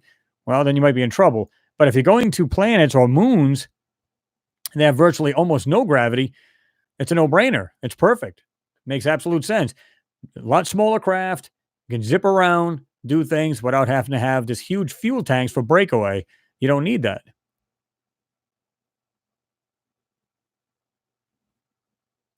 Jason, you said, I think over time, pics will get better. Will keep getting better, I'm sorry, as they try to save face for telling us sooner. And it keeps getting harder to hide. Well, I mean, here's the thing. They were saying that the rover was supposed to be approximately about a mile and a half away from the very, very base of Mount Sharp. Once it was hit the very base, it was supposed to travel along the edge of it on the bottom and then go up into it. I think they're already there. They keep claiming that if you look at the map of the said rover, the Curiosity, you can see where they've tried to go into different areas and had to back out and go to different areas. Well, but you notice it's getting more and more. If you look at the very first photos from the Curiosity, they didn't look nearly as crappy. Why? Because they're always looking on the ground. Look at the photos back in the day. Go to like 73 or 173. Most of the stuff was on the ground. Now that they're looking up, it looks complete crap photos are trashed, absolute garbage. Now, when like I said, you go back to them, just compare the two. Look at the differences in them. You don't see nearly the manipulations. You don't see nearly. Don't get me wrong; they had their own way of hiding stuff, but now that they're in these areas that there's stuff in there to see, they're really, really blocking it out. And if we're looking at rocks, why are we looking up at the mountains and stuff anyway? Why does it matter? You're there to dig and see if there's any building blocks of life. So why do you even concern about looking at buttes and all this other crap? Because there's more to it than that. They're filming, they're literally taking pictures of something, and of course they're just transforming it into garbage, but they're seeing the real deal. And that's what it's all about. From what I understand, these things are a month behind. So month, maybe even 2 months behind. So in other words, if you see a photo today, it says, well, it just came out today from Sol, whatever. I think it's like 2560 or 62 or something like that somewhere. I forget what it is now. So understand, if you were to say, well, if it's today, it's probably about 30 days old, because it gives them plenty of time to go over the photo. Okay, give it to the CGI department. They block everything out, so on and so forth. Yeah, I mean, absolutely. It would make absolute sense to me.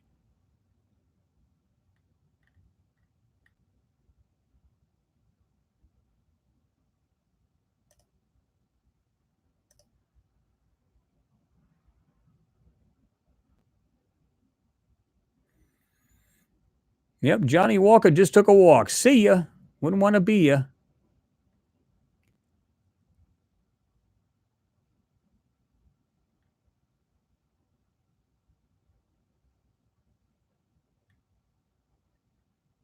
I didn't realize a piece of garbage was in here this long. Next time, guys, tell me about this.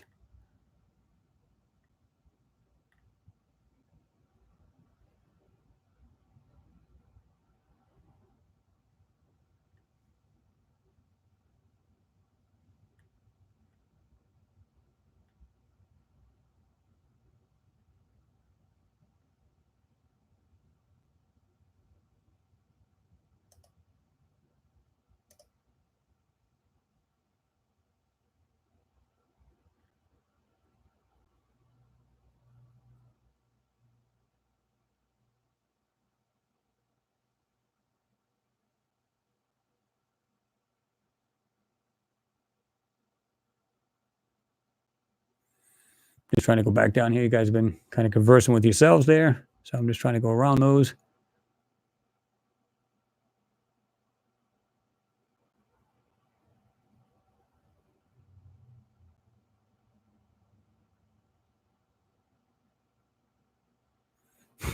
Mike Hoover, you said it's like they're getting dumber, and we're on top of their asses.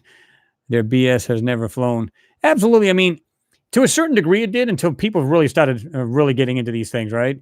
Um, I mean, so people are getting more and more, again, inquisitive. They're getting researching these photos more and more. Yeah. So, it's, to me, it's, at one time it probably flew because people didn't, realize, but then they really started to see what's in these photos and say, oh yeah, we're a little more hip to it now. Yes, ways easy. I think you put on there. See the trolls come, yeah, and see them go. Say bye bye. Yeah, Noodles. Ryan was tiring. Yeah, he just been put to sleep too. Um, so yeah, like I said, this guys just alert me to it next time. To say, oh, douchebag in the house, and we'll just go ahead and wipe him out.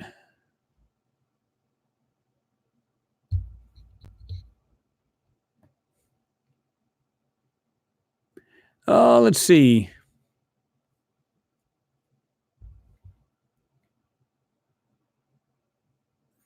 Yeah, Pete's vlog. You said the Apollo 18 movie was insane, rock-like creatures. Yeah, I remember seeing it a while back, and that was crazy. That was just weird, but it was a good movie.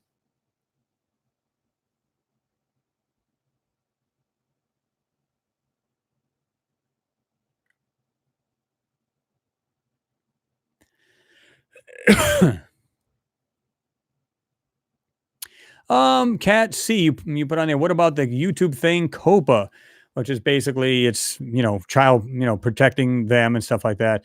And it really doesn't bother.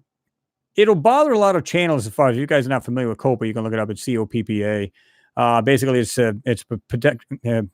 like online protection program for like children, right? So basically, any uploader like myself, they get on there, and you have to say this material is for children. This is not for children. If you say it's for children, what's going to happen is a lot of times, let's say I was doing Lego videos, and it's anything about, let's say we had one of the Curiosity rover. Well, because it's directed more at kids, there's a good chance. Now you have to say, you can select. It says, basically, you're screening out your viewers, right? Anybody under 18 or anybody over. So if I said, block out anybody that's 18 and over, what they're trying to do is just trying to stop from these weirdos from getting to these kids, these young kids, right? But the problem with it is that what they're doing is they're saying if you do actually make these videos, you won't be monetized. So it's going to kill a lot of these channels. And anybody who's got less than, I forget what it is, you're not even on board. Let's say you don't even have 1,000 subs, that or 4,000 hours of view time. That's how you start. That's how you get, recognized as a channel. And once you get up there, then you can be into a partner program. You can do all kinds of things with YouTube. But what happens is if you say, yes, this is made for children, you kind of on the chopping block. And if you say you're not, you better make sure that you're not, because if you say you're not, and then you're making these things for kids, they can fine you up to $43,000 or $42,000 per violation, meaning per video. So yeah, it's a kind of a touchy, weird thing. And some channels, a lot of people are not happy about it. And it's they're going to go down. They're going to go down hard, and they're not liking it too much. And I think it's unfair because I think the parents should be regulating their children, not the government. But if you watch it, I think it was on C-SPAN or something like that. They were talking about that, and it was crazy.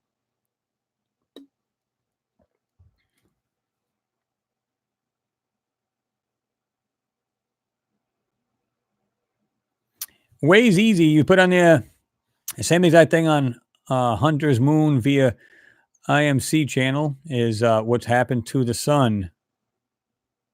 Not familiar with the channel. I'll have to check that out. Roger, greetings from Norway. Love your channel. I appreciate that, Roger. Welcome aboard. Good to see you in there.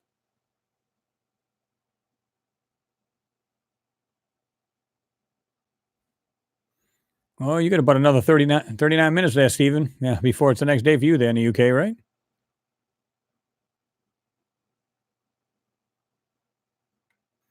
Doughboy UK. Good seeing you. Good seeing you in there. Let's just say, yeah. Oh, okay. That's another comment there. Okay. He said, hi, group. Hi, Chris. Checking in. Well, good to have you in there, man. Clerks 93. What do you think about chemtrails? What do you think they do? Well, a lot of people say that it's basically exactly what it is. It's like chemicals. And they had a video, I don't know if you guys have seen this, where it looked like the stuff gets under your skin. It literally gets under it. And people are literally taking like tweezers and pulling this, looks like cotton kind of thing out of their skin. Some people believe it's to curb the population. Some people think it's just to do nothing but, blotch out the sun and kind of change or regulate the temperature of the earth. Some people believe it's not true at all, meaning it doesn't even exist. They'll be like, oh, no such thing as chemtrails. I'm not so sure about that because I see contrails all the time, and you can see them.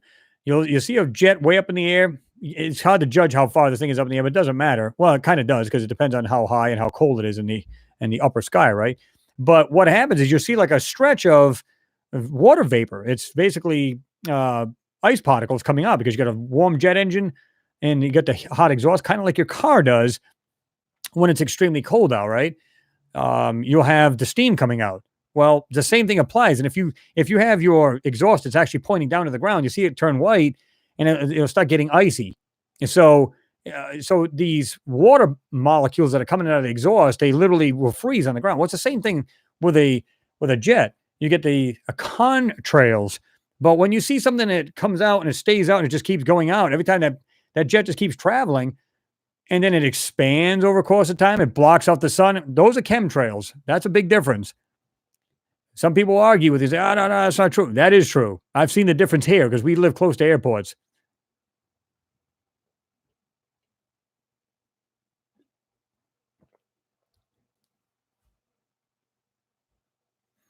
Geoff Crummy, what's going on? Good to see you in there, man.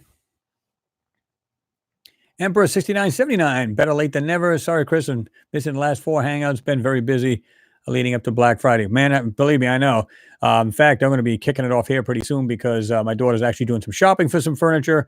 Got her own place and everything else. So, yeah, be jumping off. Not in the next 5 minutes or anything, but try to keep it to the 2 hours if we can. I think last time was like, what, 3 hours? It's hard to man, the time just goes by so fast. You don't even realize it, right?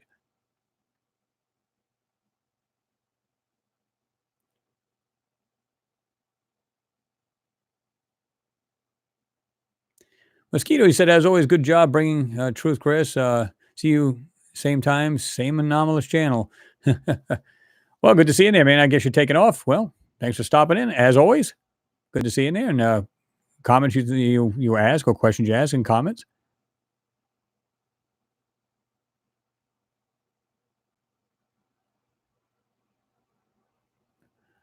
John Beck, yeah, we may actually start doing that. Because you said in the news, I'm up for the wrench. Got to stop Ryan. Yeah, I seen him in there, and you got Ryan, and you got Johnny Wanker. I mean Walker. Wanker was right. Yeah, these are clowns from other channels. You get these channels that actually like just create hate. You know what I mean? And then the subscribers get all riled up and they want to go attack other channels too.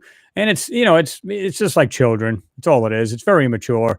But you know what? I just laugh at them now. At one time, that probably would have bothered me. I just go, "Oh, look at this crap." Off you go. Don't even spend a minute talking about it. It's not even a big deal. Bogey views, I think they disappear.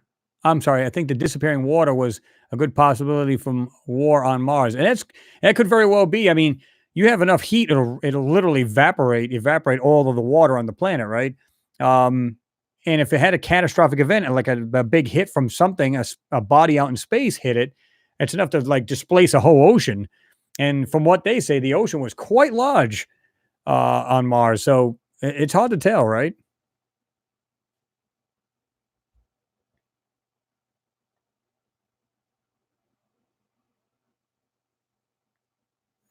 William John, you said, I've watched a lot of your more than 3 or 4 times, and there's quite a lot of them that are more than conclusive to me. There are structures on Mars, and there was or is a civilization there.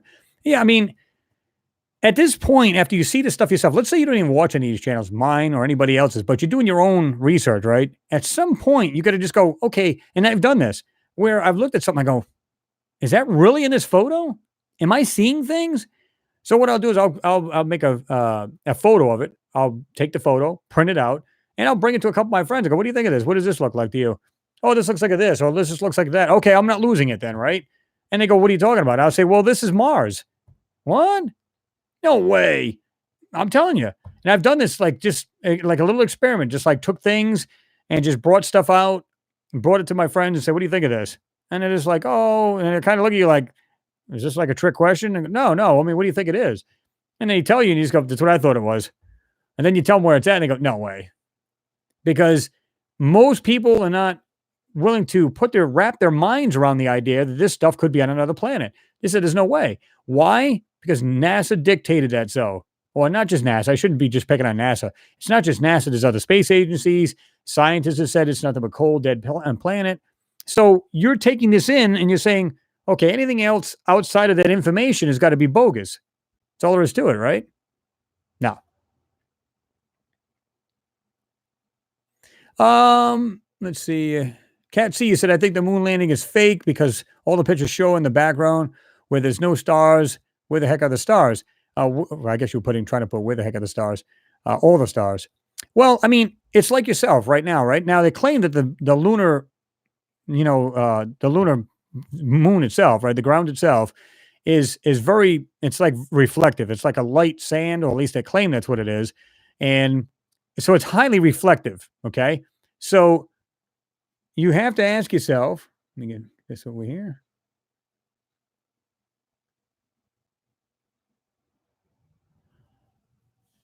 Robert, thank you for your support. I do appreciate that. Robert Morgan, that is. He said, I love your channel. I do the same thing for your Lunar Anomalies channel. Go shopping. That's cool. So it's like during the day here. Can you see stars out in the middle of the day here on Earth? No. If you have something much shinier in front of you, you're not going to see anything that's dimly lit.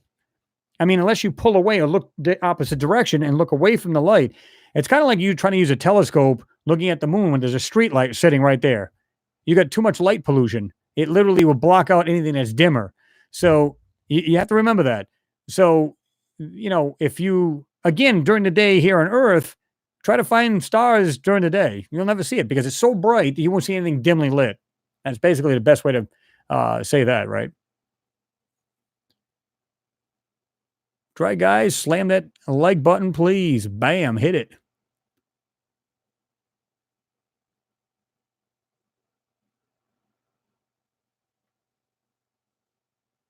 Doughboy UK, Chris, did you get a camera with zoom lens recently?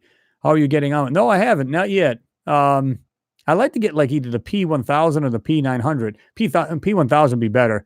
I wouldn't mind getting one of those, but they're not exactly cheap. I think they're like $700. You guys can correct me if I'm wrong, but I think they're like $700.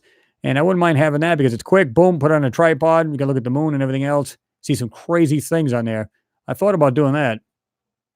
It's a bit of cash, but not that I couldn't handle that. But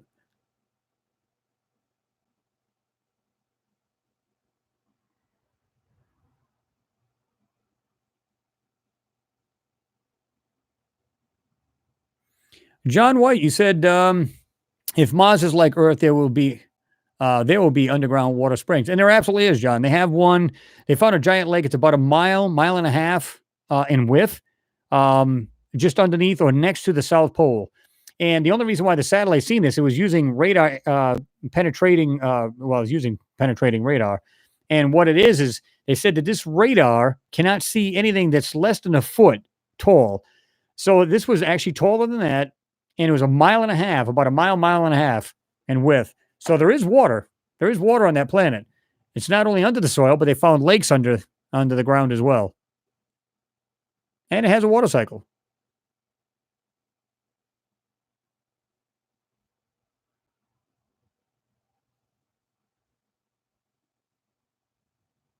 The Jerry's kid, he was a great big drone with a giant telescope. Yeah, that works. We can do that.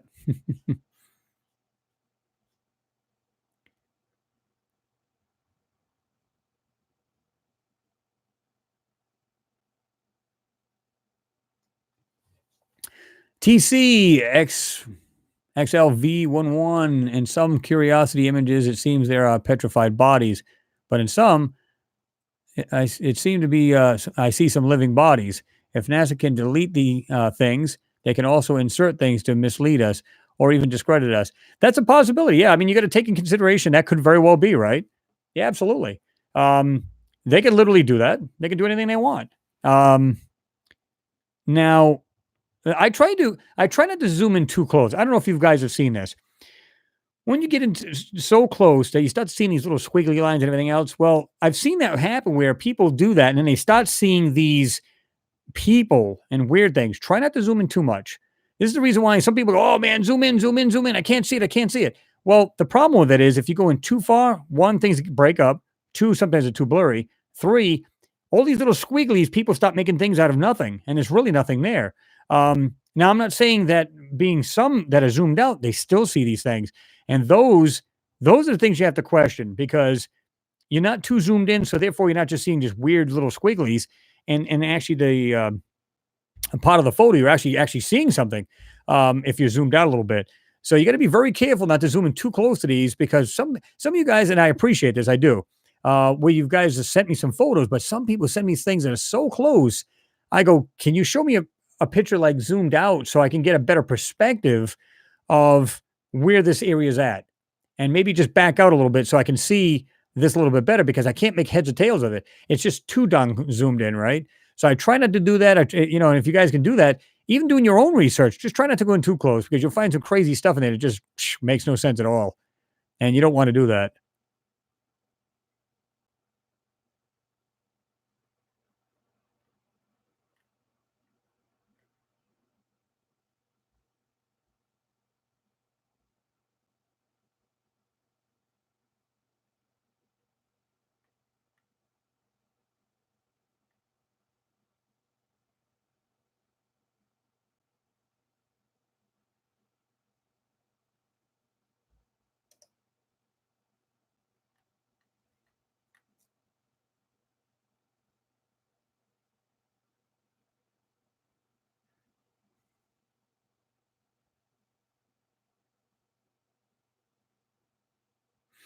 Noodles, you said all of us 141 strong are special.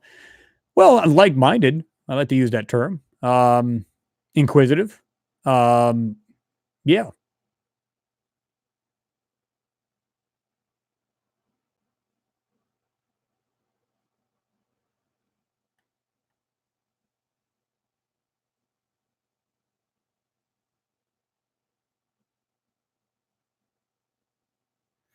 Blue Sunset, you were talking to Pete's Vlogs. You said, yes, 2020 to investigate Mars underground for life. Check NASA. I think, I don't know about you guys, but they already know all this. I mean, they're just, again, it's a play on BS, for public relations, just a bunch of crap. They already knew this. I mean, heck, they knew this in the Viking missions back in 75 and 1976. And a lot of, you just look at that, just say life, just Google this. Viking landing, life on Mars, or any of that sort, just put that in there and it'll bring it up. And scientists have argued that point. Man, they've already found that crap back in the 70s. So they're not up there to do that now. I mean, are they doing some experiments to just look into it further? Sure, they could be doing that. Absolutely. But I think at some point now they're full of it. I think they know it's there, and now they really know it's there, and they're really. I think what they're doing is investigating the stuff they see laying around. We can see that's evident in the photo, guys. Just look at the photos. You can see stuff laying in there that just clearly doesn't belong there.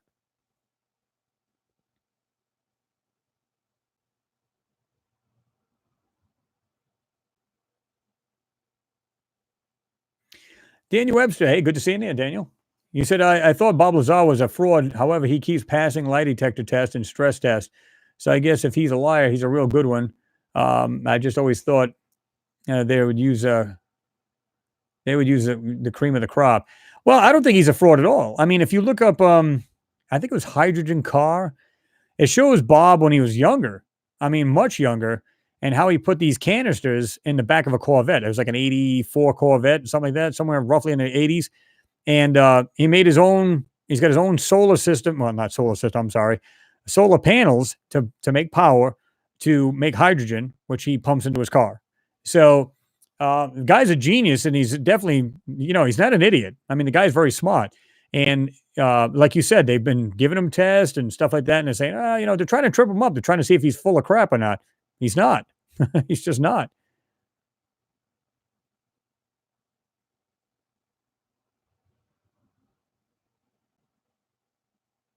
Mr. Sleep, you said the same thing. Yeah, that's a problem with me wanting to watch. There's a lot of light pollution. And exactly, it's just like, I mean, I can get away from that because there's only X amount of street lights here. So I can literally get away from that and it would work pretty well. That's why I thought about just getting a small, like just a little camera type thing. Like I said, the P1000 or something like that. That would be pretty just interesting to have. And just have a really good look at the moon and stuff like that. And it's just quick. You can take in and out as opposed to doing a lot more work with the bigger ones. Not that I wouldn't mind doing that. If I was just here and I wasn't working or anything like that, I had plenty of time to do all this, I could do much more, but I'm fine with the way it is right now.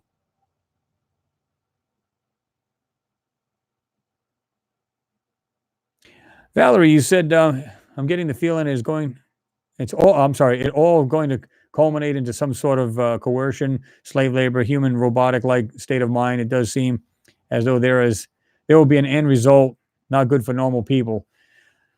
I don't know. I guess it depends on how you look at it, right? And it depends on how it comes out. If they do this slow drip and slow information coming out and stuff like that, I think it's people will take it in slowly and it won't be a shock factor to them. I think it'll work out. Um, so I don't know.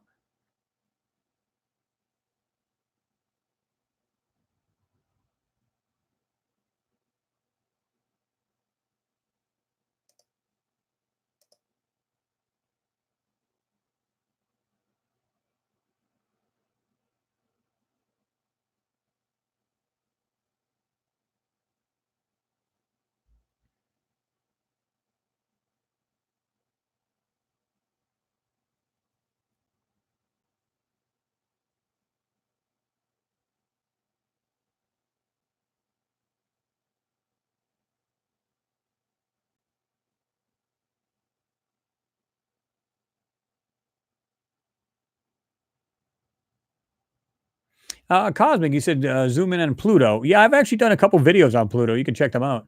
Um, And, just go to my home channel and there's a little search bar just underneath the banner, my photo banner there. Just look up there and you'll see just underneath that, there'll be a little search bar. You can put on there Pluto.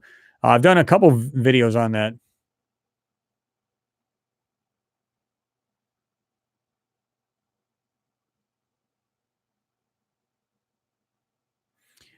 John Devon, you put it, it's raining in Los Angeles and I love it. So cold, not so fun, but we need the rain. We are as dry as Mars. We have water, but not a lot. Well, it's funny enough. I have one of those shirts that actually shows Mars, and it says Mars is more water than California. That's what's funny. It's funny you mention that. Um, you know, it's like I said. I mean, it's like they're exploring it and they're seeing more and more things on this planet. But at least that's what they're telling the public, right? But when you look at these, when you go back to like Richard Hoagland, JP Skipper, these pioneers that were doing all this and still doing it. Well, not JP, but Hoagland. They were showing photos like the raw photos where it had lakes and looked like trees all the way around it. It's like, don't tell me these guys didn't see this because long before they sent the lander, they were sending orbiters and flybys and doing things like that. They were taking these photos way back in the day, and then we sent the lander. You're not telling me they didn't look around the whole area, before they did these, small tests and dug up the ground and, basically has a little chemical analysis, basically experiments on the actual lander. So they knew all this way back in the day. So what are they doing now? What are they, why are they jerking people around like that, right? Kenneth, what's going on, man? Appreciate your support, man.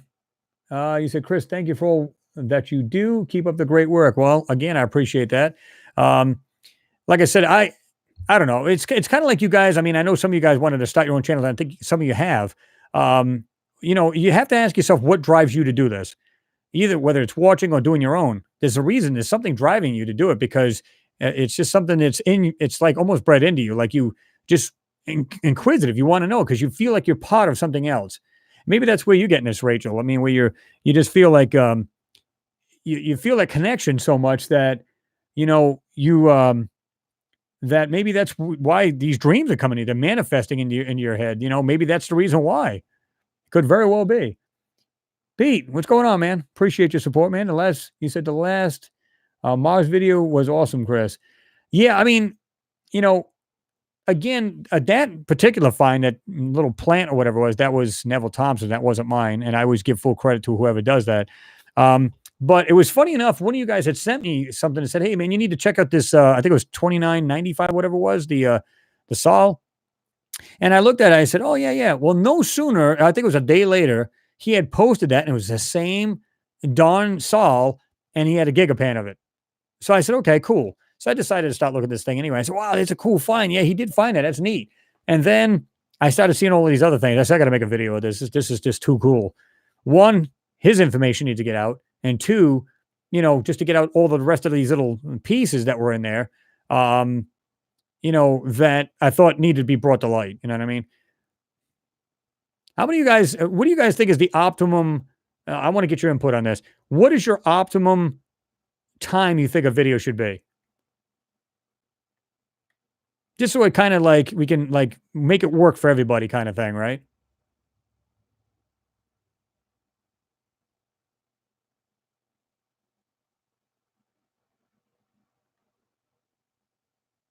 Valerie, yeah. You said I do the same thing, Chris, but mainly so I know I'm not losing it myself. Well, sometimes you got to, right? Say, wait a minute, let me pinch myself here. Mark, Matheny, you put on there, that's how life is still there. They live underground.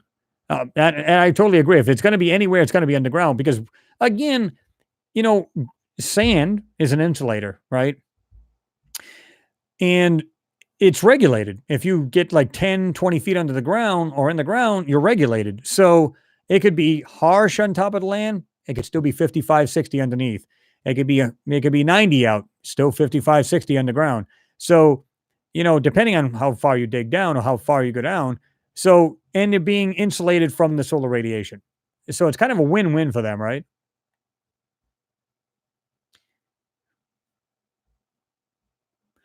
MC Gamey said, "Hey Chris, got a great picture to show. I will put the link in on your Luna channel.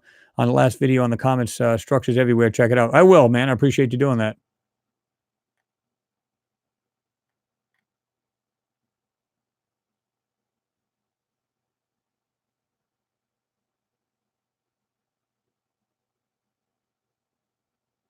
And Mr. Sleep, that's being honest, and I appreciate that. You said, much I still think are rocks, but there are some that I'm sure are not. Well, again, and that's perfectly fine, and you're being honest. Um, I'd rather have the honesty than have the people that are just like, these guys, they're all delusional. Yeah, okay. But if you were to just find one object out of any video I've done or anybody else's channel you watch, if you found one object, you should question it. And I mean something that's really not super vague, but something that's there. You go, I don't know what the hell that is. And I'm not sure this guy even knows what it is. And I even said that myself. When I do these videos, I just speculate as to what it could be.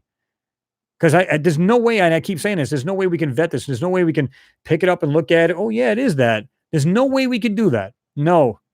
So all we do is speculate on this channel because there's no way to absolutely make sure. It's not like you can call your scientist friend and say, yeah, can you tell me if that's what it is? Oh, okay, good. Thanks. Appreciate that. Boom, and hang up. You can't do that. So all you can do is speculate as to what these things are. I then give it to you guys, and then you analyze it. You tell me what you think it is. Because there's no right or wrong answer. Unless, of course, you're way off the wall. You go, well, there's a stone here. It's like a brick. And you go, oh, it's an elephant. Well, then I think you're just being sarcastic. And, but to me, it's just like when I see something like that, I just go, whoa, that is just neat. What it is, it's hard to tell, but it doesn't look natural.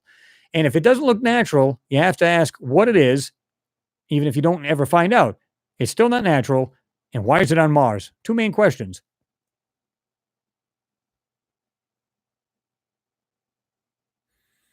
Valerie, you said we were taught so wrong.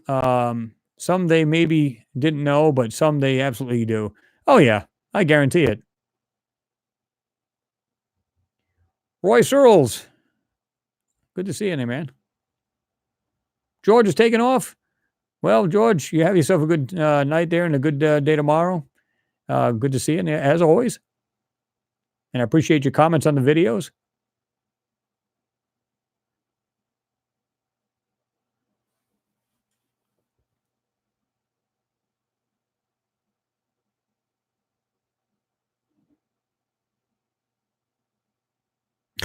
Yeah, you're right about that. You said, yeah, they could do anything they want. They could insert a Sasquatch right in the middle of the picture to discredit people. Oh, absolutely. But I mean, but here's the thing, though. The people here are not stupid. I don't think a lot of people are like that. They're not dumb. They see a Sasquatch, they're clearly going to go, okay, now they're messing with us, right?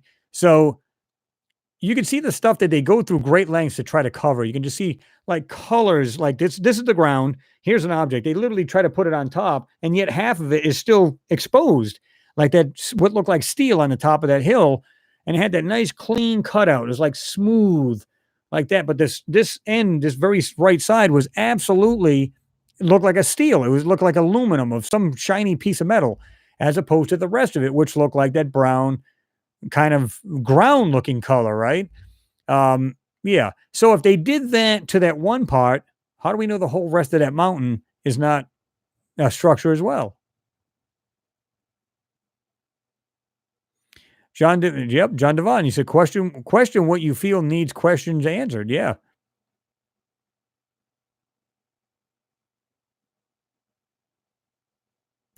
Photography light magic. Here's something hilarious. I found a real rock on Mars today. Was it real though? Mr. Gossamer, I didn't know you were in there. Must have jumped in there. 420 alien as well. He said, hey, everyone, I'm way late. I'll catch up. Chris, I love the new video. Well, I appreciate that. Good to see you drop in there. Mr. Gosper, you said, heck, I'm so cynical that I would not dismiss the possibility that higher life forms are intercepting NASA data uploads from Mars so they can embed obfuscated whatever they want. No one would know. Absolutely. I mean, is it possible it's a lot of their, way of hiding? Maybe it's their camouflage. How do we know? Again, if they built inside that and you wanted to, like I said, it's like using a camouflage tent out in the woods, right? Um, you do that for a reason. It's so you don't be seen. So if they did that, maybe it's a lot like that. Maybe they did that themselves and they're trying to hide themselves, meaning they're just trying to build into the natural structure. And if they put dirt and everything over it, or they just burrowed into this thing and built it into it, then there's your insulation to the solar radiation. Again, the sand and dirt over that keep you cool or keep you warm, depending on what you're trying to do. So it just happens to be above ground structure as opposed to burying in the ground. Who knows, right?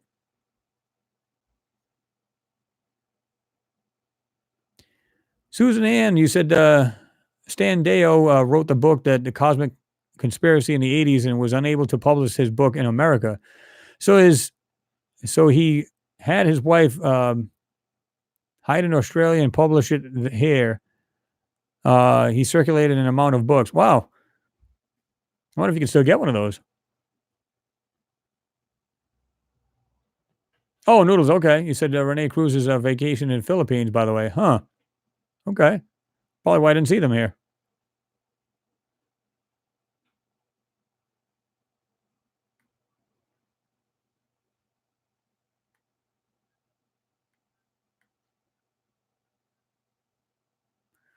John Devon, I guess you're taking off. You said, see you on the flip side as the man Chris says. Got to go. Love you all. Going to watch the rest later. Well, John, good to see you, and thanks for stopping in. I appreciate that.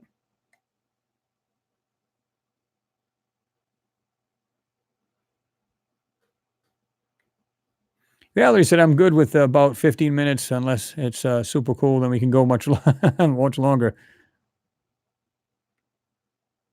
Okay.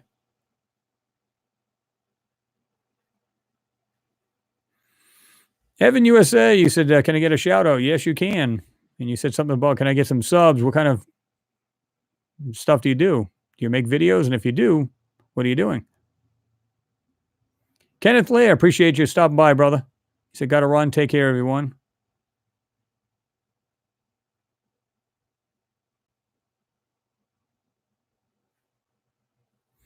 Paul McKenzie, well, I appreciate you stopping in, man. He said, night all. Thanks, Chris. Well, thanks for stopping in, as always. Oh, there's Renee. There he is. She is, Renee. You got to tell me if, because I see I see your avatar, and it's a woman there, so I'm just trying to be sure here, right? John White, yeah, that's probably what they're thinking too. We got to hide ourselves from these pesky earthlings. Might be about right.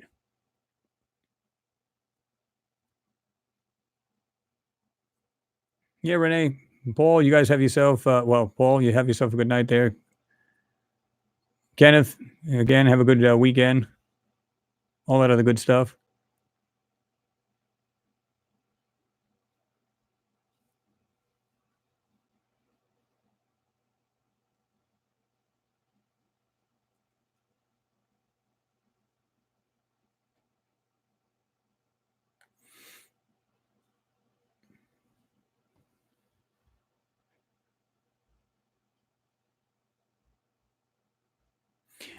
Roy Searles, you said I would like to learn about what happened in the 40s on Mars.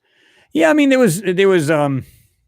talked about too. There was a couple of bright lights and stuff like that that were um, the they claimed that there was back in the day there was a couple of bright lights, but in 1941 they said there was a couple explosions on Mars that was actually seen through a telescope. But before that, I think prior to that, there was some lights, and this is where um, the War of the Worlds, the original War of the Worlds, was actually he got his idea from.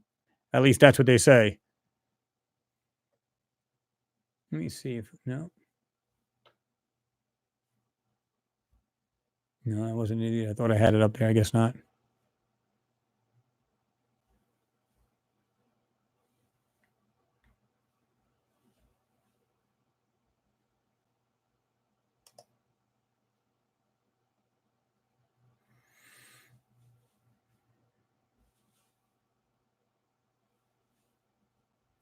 William Johnson, you said, what's your opinion about the mosquito netting pattern and NASA photo and extreme zoom? I think it's crap. I mean, they've been doing that for quite a while, believe it or not. Heck, this goes back 2 or 3 years at least. I've seen that. Um, what I usually do is when I put it in Photoshop, I just use it like a trying to remember if it's a blurring tool. Or there's a couple of different steps you can do to actually get rid of that. But yeah, it's just another way to just screw with your eyes so you can't see details. That's all it is. What it comes down to. Dan, you said some of these objects cannot be natural. If I did not know, this wouldn't be doing these videos. I believe if we could go to Mars and step off the lander, I'm sorry, Mars, and step off the lander, would see artificial objects. Yeah, I mean, there's just no way around it. I mean, I don't care if you see a whole area full of rocks and outcroppings and stuff like that. I could care less. It's the little things that are hidden in between them. That's what you want to see. Rocks is abundant on Mars. We know that. That's not even a no-brainer. But when you stop and look at all the little intricate pieces and stuff that are in between there, you say, okay, is it encrusted over time? Is it something that NASA's hiding? Is it something they did, meaning the people on the planet, to try to make themselves camouflage and blend into the actual surroundings? Any one of them could be true, right? Mark, appreciate you stopping in, man, and thanks for being here. You said time to go. Love the channel. Stop in anytime, man. Comment on the channel and just join us every 5 p.m. Eastern time here on Saturdays, right?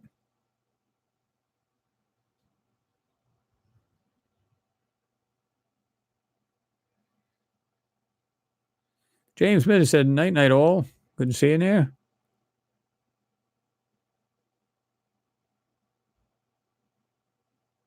Okay, that's what I thought.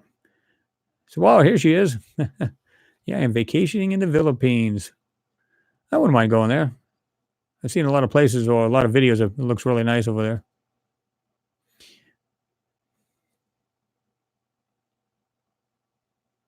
Ralph McCullough, you said, Chris, how much longer you think until exposure?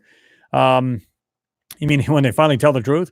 Again, I think it's going to remain like a drip, drip kind of thing until maybe. I think it'll accelerate once they start saying, okay, there's life on Mars. Because I think they know once they say that, it's going to open up a whole can of worms. Think about it. Because you go, okay, so let's say you got microbial life, then you've got, then it goes into macro, then is this, then is that. Well, then you have again, you got this little food chain going on.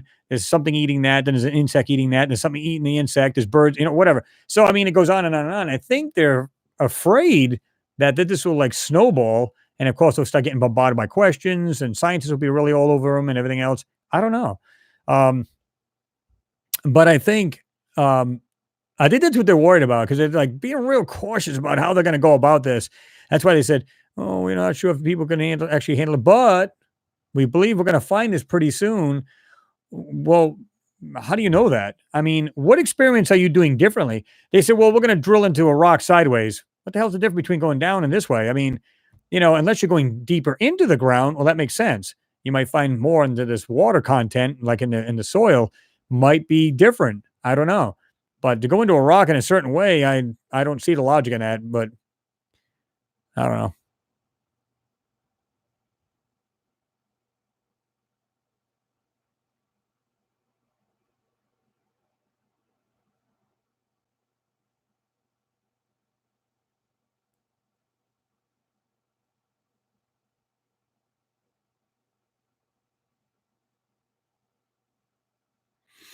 Oh, Susan, you put on there because what is in the book is all known now. Okay. But 35 plus years ago, the people weren't ready to hear the truth. Now is the time that it's all basically out in the open in Nexus magazine. You can find it. Oh, okay.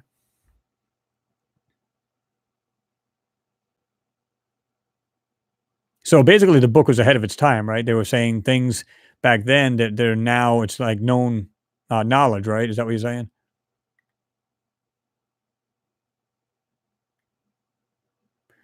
All right, Susan, I'm glad you jumped in there. It's always a pleasure having you in there. You know that. Love to all. Happy shopping, Chris and family. Catches on the flip side, y'all. Well, again, have a good weekend and be safe, right? Stephen Barber, you said we all have seen UFOs. I think the triangle shaped ones are experimental, built by superpowers for space travel. Look at what Branson is doing. Surely the superpowers have more advanced technology than that. Well, exactly. And keep in mind, they've been probably working on this since the first moon flights. Think about it. And how do we know that these, when they sent these orbiters up, those weren't to test if they could do it? Obviously, they were, and I'm sure they had failures because they did. They had failures going to Mars. The Soviet Union did. We did. And we, so just sending out an orbiter is like is a test in itself, right? Okay, we got it there. It's orbiting. Okay, we're good. We know we can get a rocket to come from to leave Earth, go out into space, and go to the moon. Okay, we got that part. We stepped there. Now we need to send people there. Let's try that. They do that. Okay, that works out. Why stop there? Why even stop? Just keep going. And that's what they've done. I don't think they've ever stopped.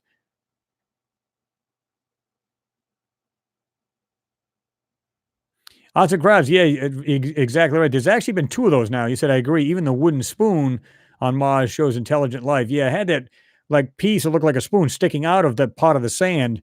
Yeah, that was pretty cool. And I think there's actually two of those now I've seen.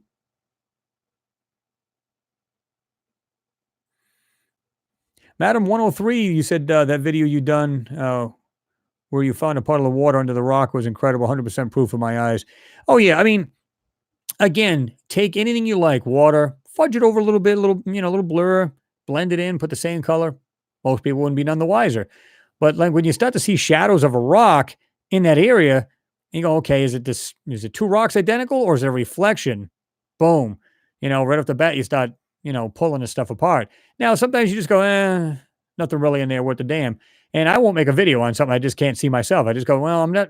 Or there's times where I try to bring something out and I quite like there was a couple moon ones I just looked into recently. I just couldn't drag it out, or there just wasn't enough in there. There wasn't enough meat on the bone. I'm just going, you know what? I just don't see it. Why waste anybody else's time? I'm not going to even waste my time. Why waste yours? It's the way I look at it, right? Renee, you said I'd gone snorkeling and scuba diving in the Philippine Sea. Well, that's pretty sweet.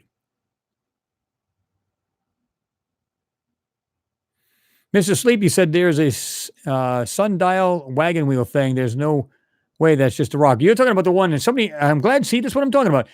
I'm glad you guys pointed this out because next to that other object on there was just what looked like a wagon wheel and it had a square center. There's no way that could be natural, guys. There's no way. You guys are sending me stuff on my Mars Anomalies page on Facebook. I appreciate that. I'll definitely check it out after this. We'll be getting off this pretty soon anyway. Anybody who hasn't thrown a thumbs up, please do so. I would appreciate it. This tells me you guys are all on board with this. Octavital, I didn't even know you were in there. Did you just jump in there now? I appreciate your support, man. You know that. He said, Chris, hello. May I ask how many times have you seen other people use burn tools like you do? I don't see a whole lot of people doing the work that I do. I'm not saying that nobody can because anybody can, right? But I was introduced this to my buddy Peter. He actually was he's a lithographics. He's been in lithographics for years. And he's the one that pointed out how crazy these photos really are. And now I had an inkling of it because I'm the one that looked at this stuff and I'm going, man, there's something hidden in these photos. And then he's the one that told me, you can use the burn tool, bring out a lot of these lines. Because I said, I can see these things. Can you not see them? And a lot of stuff he could not see. But when he said you can use the burn tool, but also look at the raw plates of the photo. You got cyan, you got black and white, you got different plates you can use in the raw, and you can see where they blurred it. The manipulations come right out of the photo. I mean, it's crazy how much stuff you can see. So yeah, just if just check that out because a lot of people, I wouldn't say a lot of people, but some people will use the burn tool. I use it because I can see the lines and I want to bring it out. So that's why I do that.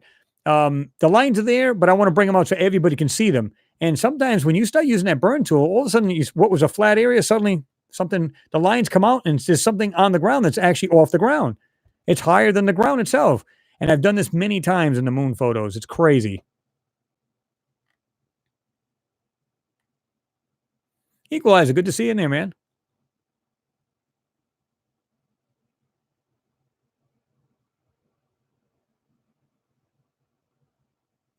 Rachel just went to the store and just came back. Get anything good to eat?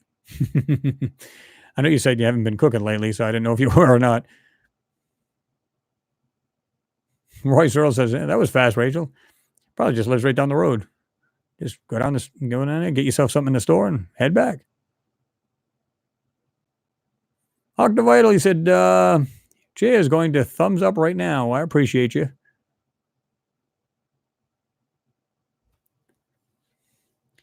Samantha Warren, you put on there, the last video shows a strange ball displaying what looks like fire at the end. The clock is showing, oh, you're talking about the actual timestamp, 3 minutes and 55 seconds or 3:11. Are these numbers significant in any way? Curious. Not that I'm aware of. But it's cool that you've seen that. I mean, a lot of people are seeing these crazy things, and I don't mean that they're wrong or you guys are crazy for seeing it. Because, like I said, what I did was I said, and I said this in the video, guys, if I was to go through every nook and cranny on this photo, it'd be a 3-hour video easily. And I know you guys are going to find a lot of other stuff that I'm not even mentioning. So that's why I'm glad you guys do this yourselves. You know, you find it and go, man, did you see that? And I didn't even notice that round would look like a half a wheel. Almost looked like some kind of weird gear, or somebody even claimed it was, well, said it was like a wagon wheel or something like that, right? But it had a square center. What does that in nature? That's crazy.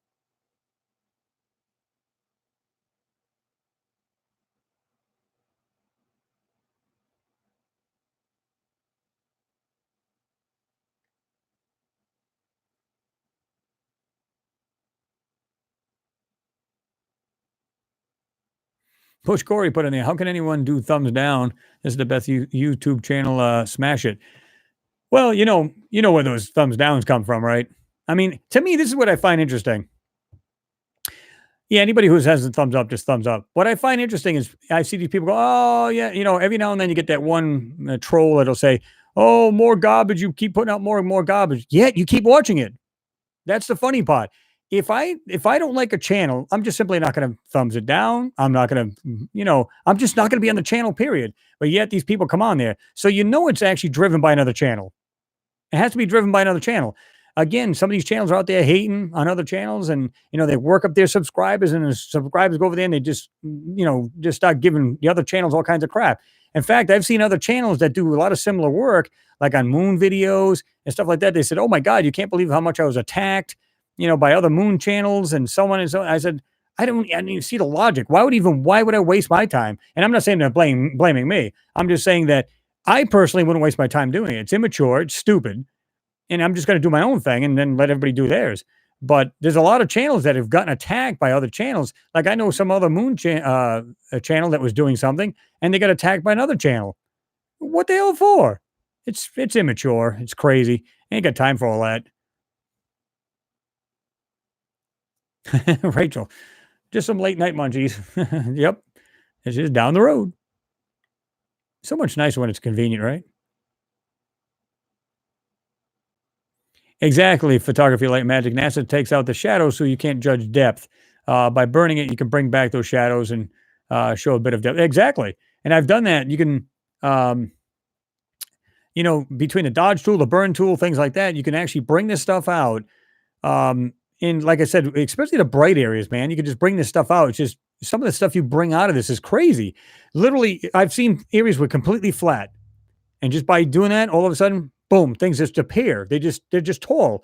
So the lines are there, but they're trying to cover up the lines. And by bringing them back out, suddenly you're seeing the object. Now you may not know what it is, but it's there. And it's not a flat land. It's not a flat piece of land. Custom Taylor 1, he said, okay, guys, got 2% battery left, so I have to sign off. See you all next week. Appreciate you being here, man, and charge that phone up.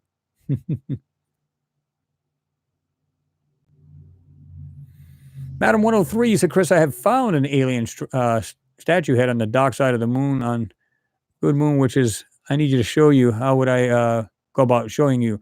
Well, you can either go on my Facebook Mars Anomalies page, or you can send it to marsanomalies@aol.com, and I will check it out.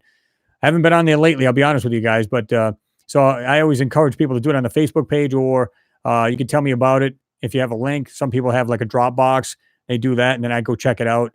Because a lot of times I'm just like I said, I really don't have a whole lot of time to do it. A lot of this, like I said, it's been crazy lately at work because of the holidays. And, and besides, we work pretty hard there anyway. But come out of there. I'm on here on the computer. I go right for the videos, try to get these done for you guys. I've got photos in the back burners on both computers and both of the Photoshop in both computers. So, yeah, so it takes up a lot of my time. It's kind of hard to, do all that too, you know?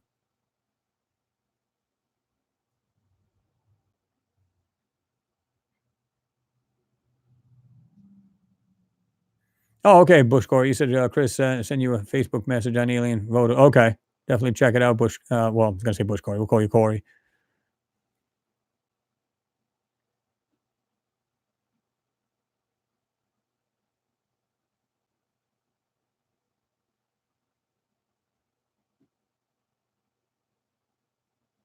Ralph McCulley, you said I see so many radar dishes on the moon. It's sickening.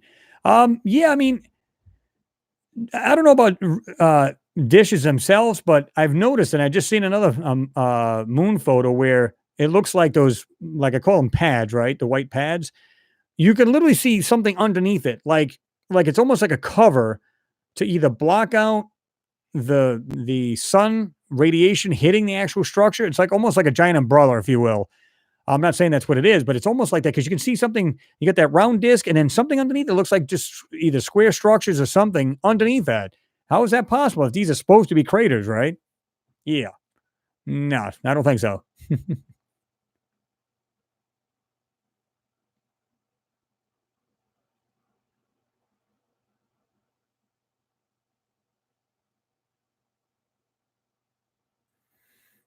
I'm with you there, Supreme Ruler. He said, yeah, lol, I don't like Fox News, so I don't watch it. Yeah, I try not to watch a lot of that garbage anyway.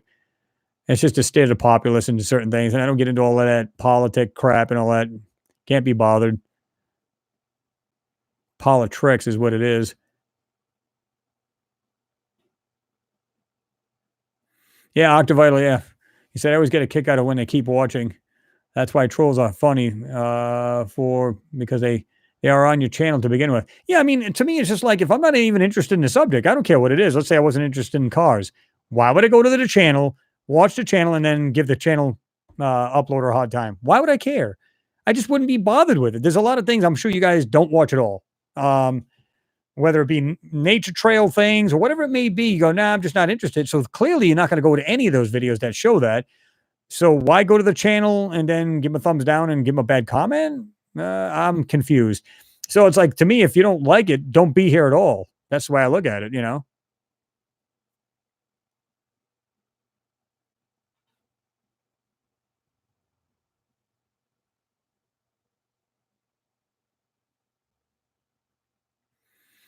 Stephen Wood, you said, how does the thumbs up help? Well, it's noticed by YouTube and that your channel is more relevant when that happens. Now, don't get me wrong. I mean, when you're still putting out videos, you're still relevant, right? So it doesn't matter. But to a certain degree, it does. You know, when they see that, then they know there's a lot of, there's a word I'm looking for. It's basically a lot of conversation going back and forth, and they can see that, there's a lot of people paying attention to that, and you know, uh, you know, exchanging ideas, whatever it may be. So when you do that, they see it as like more relevant channel. You know, to me, I don't know why that matters, but to them it does. I guess it's all about numbers to them.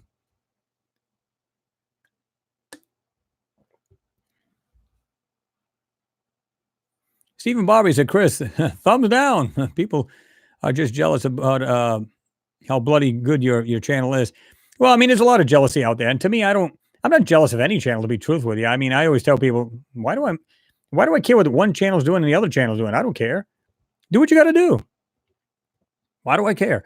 I don't even pay no mind to other channels unless it's the ones I like to watch, right? Because there's a lot of car videos I watch, some space videos. A lot of people are doing great work on that stuff. Anything like that, I mean, basically guy shit. I mean, what can I tell you, right? I love watching stuff like that, and those are the ones I pay attention. I'm not going to go on something I don't like the topic, and then think the guy's an idiot or woman. It don't matter who it is, and then just give him a thumbs down and give him a back. What's the point? I mean, it's just immature. That's how you know these people are coming from another channel. Man, they're just breeding hate or whatever else they're doing. That's what this is all about. Like I said, I'm not the only channel that gets this either. There's a lot of people out there that get this. And it's caused by other channels that are jealous. Stop doing that, man. Grow up. I mean, it's just crazy.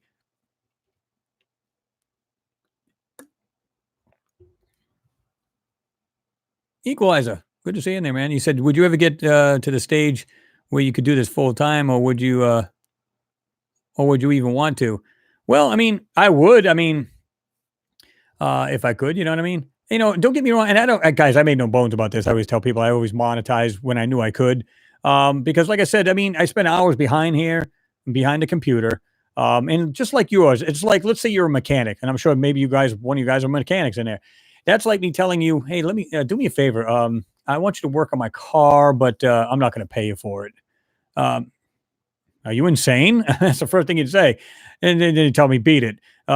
But it's like I tell people, listen, I don't make no bones about it. It's like, yeah, it helps. It offsets, maybe the electric bill or something like that. Makes me a little bit extra money here and there on the side. So to me, it's like a lot of channels who are really big. I mean, I'm talking big channels now where they're making some serious bank. They don't need to work, kind of like Tyler from Secure Team 10. He's making some serious bank. He didn't have to work. Now I don't know what happened to him, and I wish him all the best. I hope everything works out for him. But it's like, but if you were making the money he was making, you sure in hell wouldn't be having a 9 to 5. You definitely wouldn't be doing that. So if I was making that kind of money, I wouldn't be working either. I call this basically it's a little gravy on the side. That's basically what it is. And I don't hide that from anybody. I tell it like it is. But I would love to do this because I can be banging these things at least one a day. Daniel, your phone's running low too, huh? 4% battery. I hate it, but have to go. Well, Daniel, as always, thanks for stopping by and always commenting on the pages. I do appreciate it.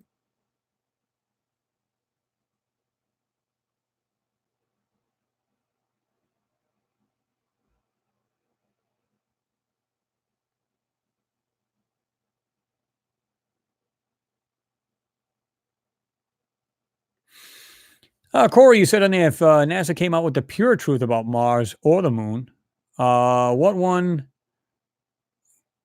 would you rather know the truth about if you could choose? I'd say Mars. Um, Only because it was a warmer planet, so you can imagine the vast amounts of structures. Maybe their vehicles. I'm going to use vehicles. Their way they got around. Um, Now, don't get me wrong. I think the moon could be just as awesome, but because there was a lot more, you know, uh, it was a lot like Earth on Mars. I can imagine the things that are on there that are still on there that they're not telling us. So I think it would be a little bit. What do you think? What would you do, Corey? Would you go with the moon, or what would you do?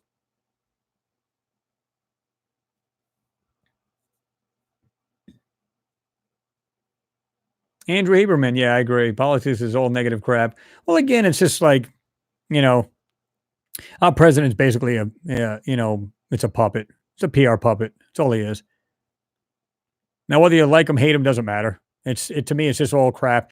The only people I think has got any pull is your local government. Like your Senate and senators and things like that. That's the only pull you really have. They give you this illusion that you have a choice when it comes to the president. You don't.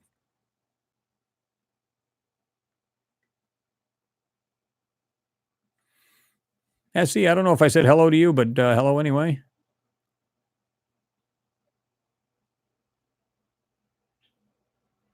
Corey, you said, Chris, I could watch your channel and Sean James Cabin Man all day. In fact, I do.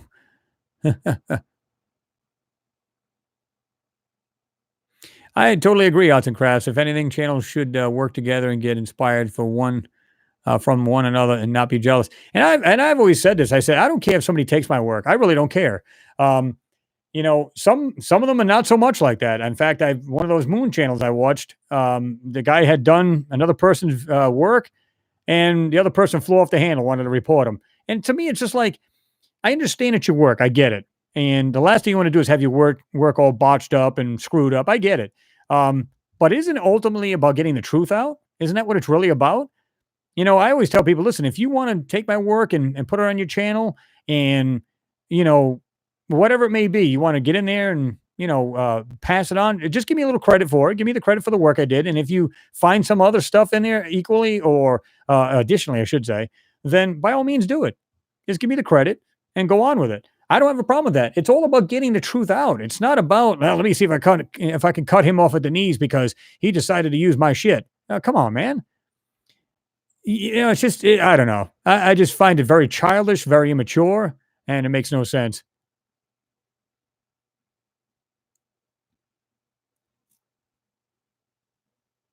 Ralph, you said Jimmy Robbins isn't hurting. LOL. Well, I mean, here's the thing. The way I look at it is like, listen, if you're putting out, what you feel is the truth and is real work, then I think you should deserve to get paid, right? Because you actually are. I wouldn't call it a service, but you're actually, you're doing the work. You're bringing this out to the public.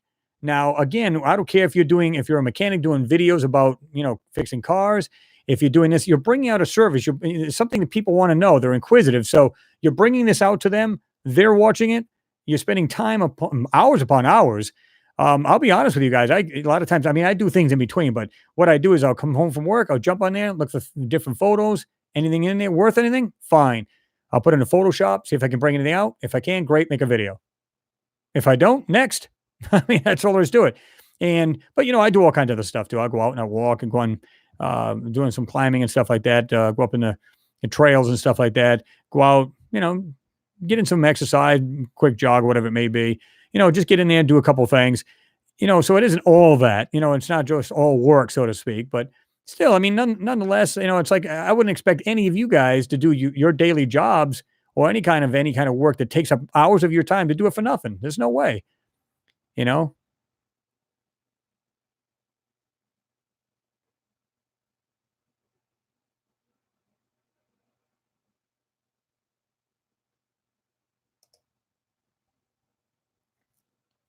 SC, I don't think you ever dropped a link on it for your channel because I know you're saying a lot of people are saying you did good work on there and stuff like that. I like to send more people to your channel. I don't think you ever dropped a. Um, I don't know if you ever dropped a link there. MG Toe, I don't know if that's true, but you said Tyler's wife said it's either her or the UFOs. Yeah, but what if those UFOs are actually putting food on the table? Then what? Plot twist.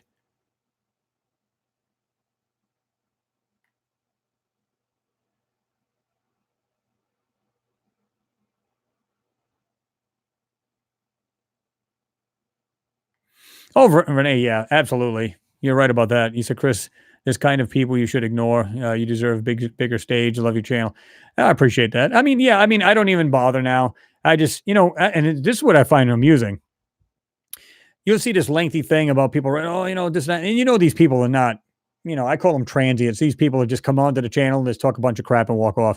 They'll write a paragraph this darn big and this wide. And I go, wow, man, look at all that time it took them to do that. 1 second, it's off. What's the point? Don't even bother. I've always got a kick out of that. People do that.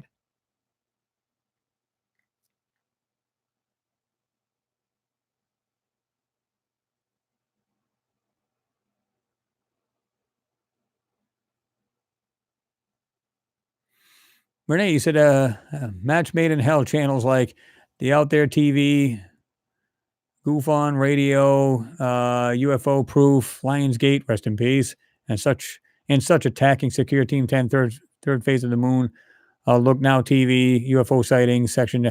Well, here's the thing. This is the way I look at it. It's up to the people, right? You, the people, to discern whether you think a particular uploader is trying to tell the truth or they're just out for the cash. And it's not about, and to me, it's not even about the money. I could care less. I mean, I appreciate all the support and I do. But if you look at the stuff that we bring forth here on this channel and you go, listen, I'm going to do my own research. I want to see if this guy's full of crap or not. Like we were talking about the radiation, fields out there on Earth, around Earth, all this other stuff. We're talking about different things. You know, when you research it yourself and you find, well, I guess he's not lying about it, he's telling the truth. Well, that's the whole idea. I want you, it's something I learned. And when you guys find out too, and you go, oh, well, this guy's not trying to BS us, he's telling the truth. Then it's like me. I watch certain channels and I go, well, this guy's absolutely spot on because I know about what he's talking about. So therefore, I know he's telling the truth. I'm going to subscribe to his channel. Other than that, I'm not going to bother. So again, if you like, it doesn't matter what are these channels, like you just listed, Renee, you said Secure MT 10, third phase of the moon, whatever it is. If you believe the BS, then don't watch them. If you think it's the content you want to see, then you should keep following them. That's all there is to it. It's the way I look at it. Go ahead. I don't know why that put it for review, Renee, but I just go ahead and I just approved it. I don't know why it did that, but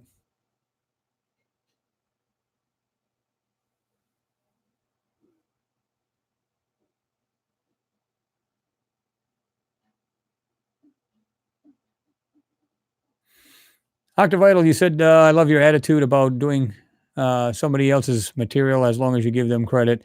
That's absolutely what I do. And you have to. I mean, I don't want to, I'm not going to, try to say, oh, this is all my work. So therefore, here it is.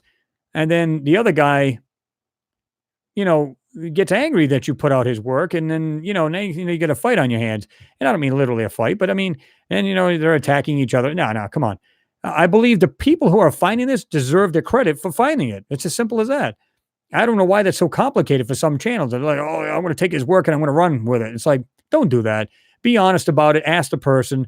And if you asked and the people agree, then that's fine. If they don't, sometimes I've seen people actually, sometimes people actually do it just, they think they're doing the right thing. They say, oh, I'm doing this person's work. I think they're doing a great job, this, that, and the other. Then the person turns around and tags them. It's like, wait a minute. He just gave you thumbs up and saying nothing but you do nothing but good work. And then you attack the guy for using some of your work. I think that's wrong too, though. I mean, it's one thing if the guy just, oh, this is all my work. So therefore, here it is, guys. I'm going to present it to you as mine. That's wrong. I don't think that's right. But if the guy's trying to do everything he can, he's actually being, being truthful. He's giving the other guy credit. Then I think that's not a problem. And if I seen somebody on another channel doing my work, I would ask him, you need to go ahead and give me some credit for that. If not, then you need to remove it because, I think it's only fair. That's what I do for other channels.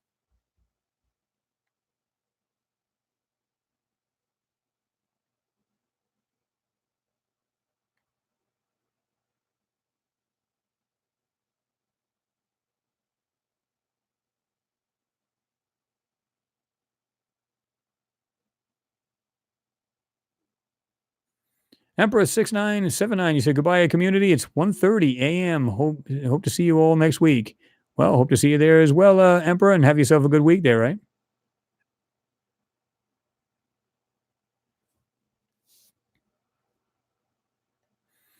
You said, but because you said, Octavital, you put on there, but because my channel is sporadic, of course, I can have negative opinions in regards to others and their channels, but not that it's often that do I do it.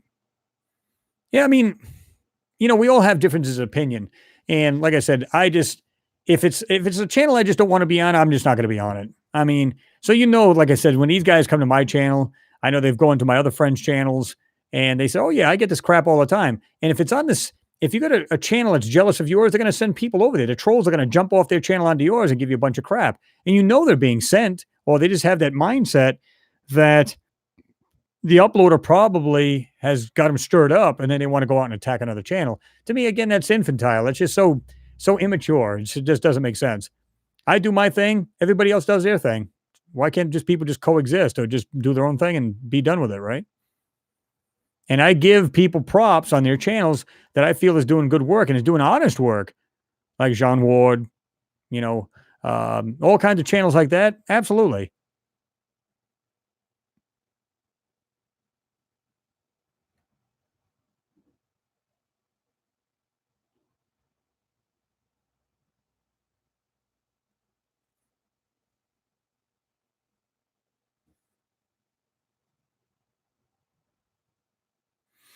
Yeah, you're right about that power vapor supply. You said coast to coast is great. Yeah, George Norrie is a good guy. And I love a lot of his content. It's good stuff.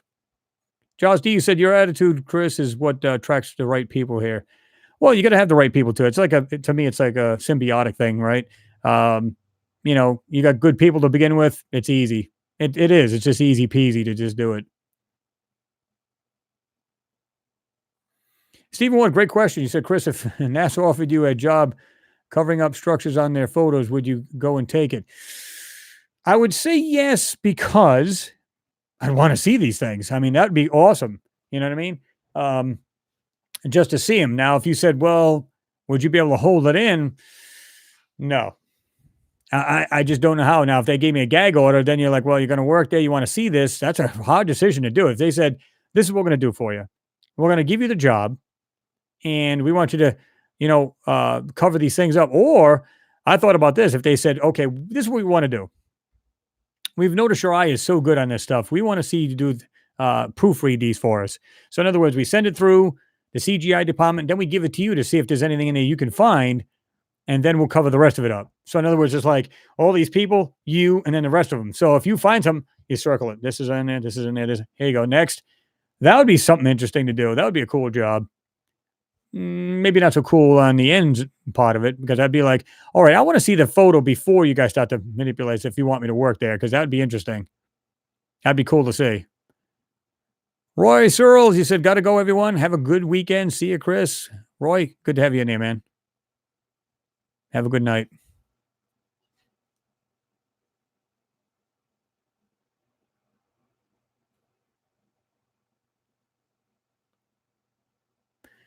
Dr. Vital said, what would even be better if Tyler and Chris on a TV show about all of the anomalous things going on outside our general knowledge? Yeah, I think a lot more shows should be starting to do that, to be truthful. I know Russia Today will do that. They'll have like I said, they had the Prime Minister of Canada on there, I think, at one time. A lot of cool things. And I think they need to start doing more and more of these.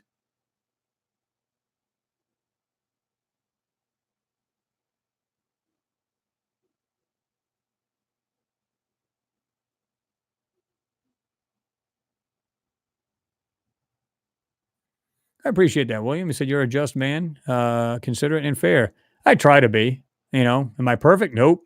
But I try to be. I'm down to earth more than people think. I mean, if you met me in person, I'm the same way. I'm not doing anything out of the ordinary. You know, that's it. I mean, I'm the same way I am now as I am, off screen.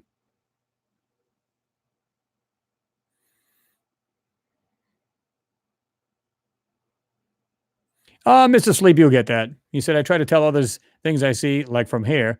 I usually get told I'm nuts, but that won't break me. No, it shouldn't, because here's the thing.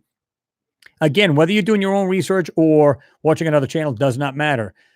The reason why you're being called nuts is because a lot of these people, it doesn't go along with their worldview.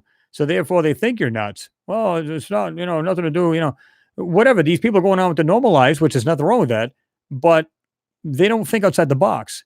They don't think about space and looking up and going, wow, that's pretty interesting.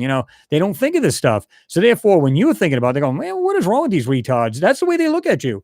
They look at you like like you got a screw loose, and that's fine. I look at it this way. You know what? Stay in the dock. That's what I tell them. Stay in the dock.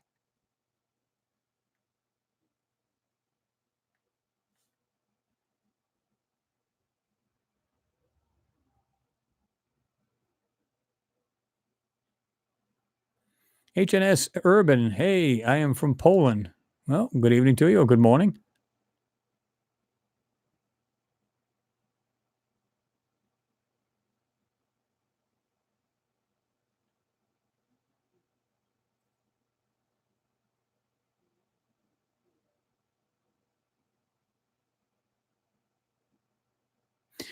Funkmaster Dub, you said, yeah, you're straight up, Chris. I've seen trolls and argued with them, then gave up because what's the point? Exactly. And like I said, there was a guy, and I said this before. They said you could literally have a channel, okay, and literally post a cure for cancer, and you're going to get thumbs down. And I've done this. This guys do this as an experiment. This is no word of a lie. Go on something simple. Video of kittens, puppies. You'll still see thumbs down. What is the freaking purpose? What is what is the point? To me, it just makes no sense.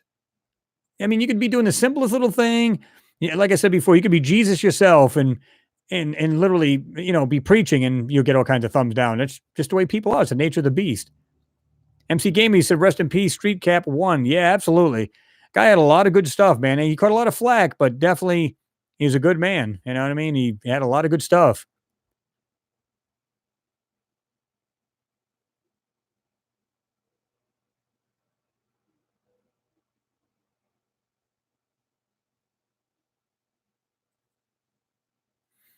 Supreme Will, he said, would you really tell him, Chris?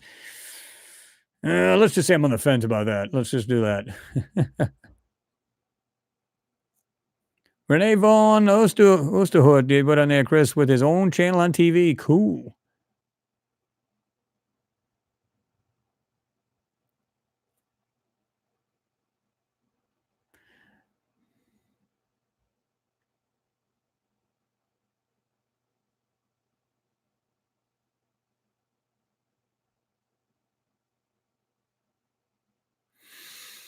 Soren, man, you put on the hi, Chris. I know you have probably been asked this before, but what are your views on the theory that these anomalies exist because the rovers are on a remote area of the Earth and not Mars, faking it?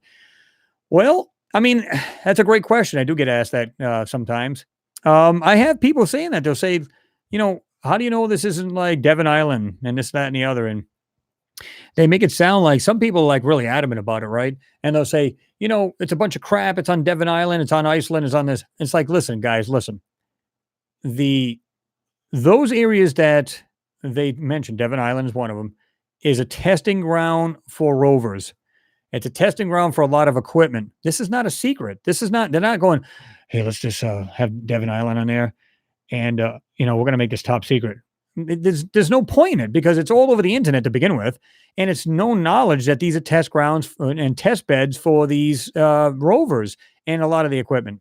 They put it through the harshest, terrain, climates, and whatever else. They do this purposely. It's not a secret. But just judging by what we're seeing in these photos, you can tell that this stuff is actually on Mars because if you're going to totally fake a photo, and I've said this before, where you see this ground, and I said, people go, well, how do you know this is not of Earth? And they're, those blurrings that you're seeing, they're just blocking it out. Well, if they're that crafty, these guys are the smartest people on the planet. Why couldn't they just simply say, okay, why don't we take a photo of nothing in that area? Meaning no cactus, no rocks. Well, boulders you can have all day long, right? No trees, no nothing. Just do it in a desert. There'll be nothing at all to blotch out. There'll be nothing out there to manipulate or obfuscate out of the photo because it's just real terrain. We'll blur it a little bit, make it low res, put red filter over it, sell it. And yet, that's not what we're seeing. We're seeing these objects in these photos. That's what tells me that this is real. It's the best way I can tell you,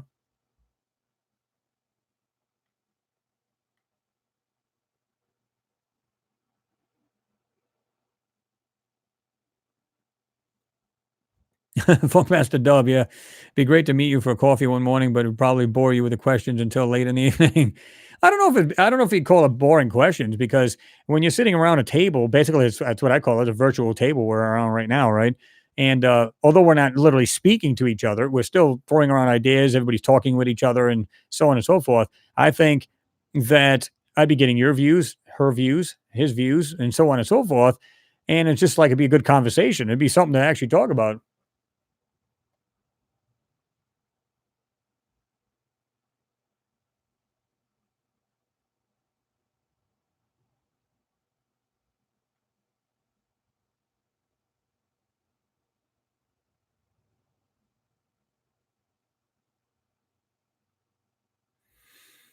Funkmaster, you also said, love you, Chris, and your work and your channel. Thanks, dude, and have a good evening, my friend. Well, you do the same. Guys, I am going to jump off this there. It's time to go. I was actually just going to just do it till the 7 o'clock hour, but again, we've been going on, so it was cool. As always, great, great hangout, man. That's all I can say. Like I said, there's times where you go, well, it probably won't last that long, but man, there's just so much conversation that we just keep going with it. And I think it's awesome. You guys are awesome. It's as simple as that. I do thank everybody for their support, whether it's just, verbally, monetarily, whatever it may be. I appreciate all the support. And like I said, and I say this a million times because it's absolutely true. If it wasn't for you guys, this channel wouldn't be here. I started the channel, but then it became your channel. That's the way I look at it. So, thanks for everybody for being here. Have everybody, if you're not already in your Sunday and you're still in your Saturday, have yourself a good day tomorrow. Great week coming up, and we're going to try to get out more of these videos. I only got out 2 this time. And if you guys haven't checked out the lunar video on my the Lunar Anomalies channel, if you haven't checked out the latest video, go ahead and check that out and sub to it if you haven't, and hit that little bell there, right? Brian, again, Thanks, neighbor. And you said good night from Ohio. So you have yourself a good night, everyone. Thanks for everybody being here. You guys are the greatest. Anyway, have a good night. We'll see you soon.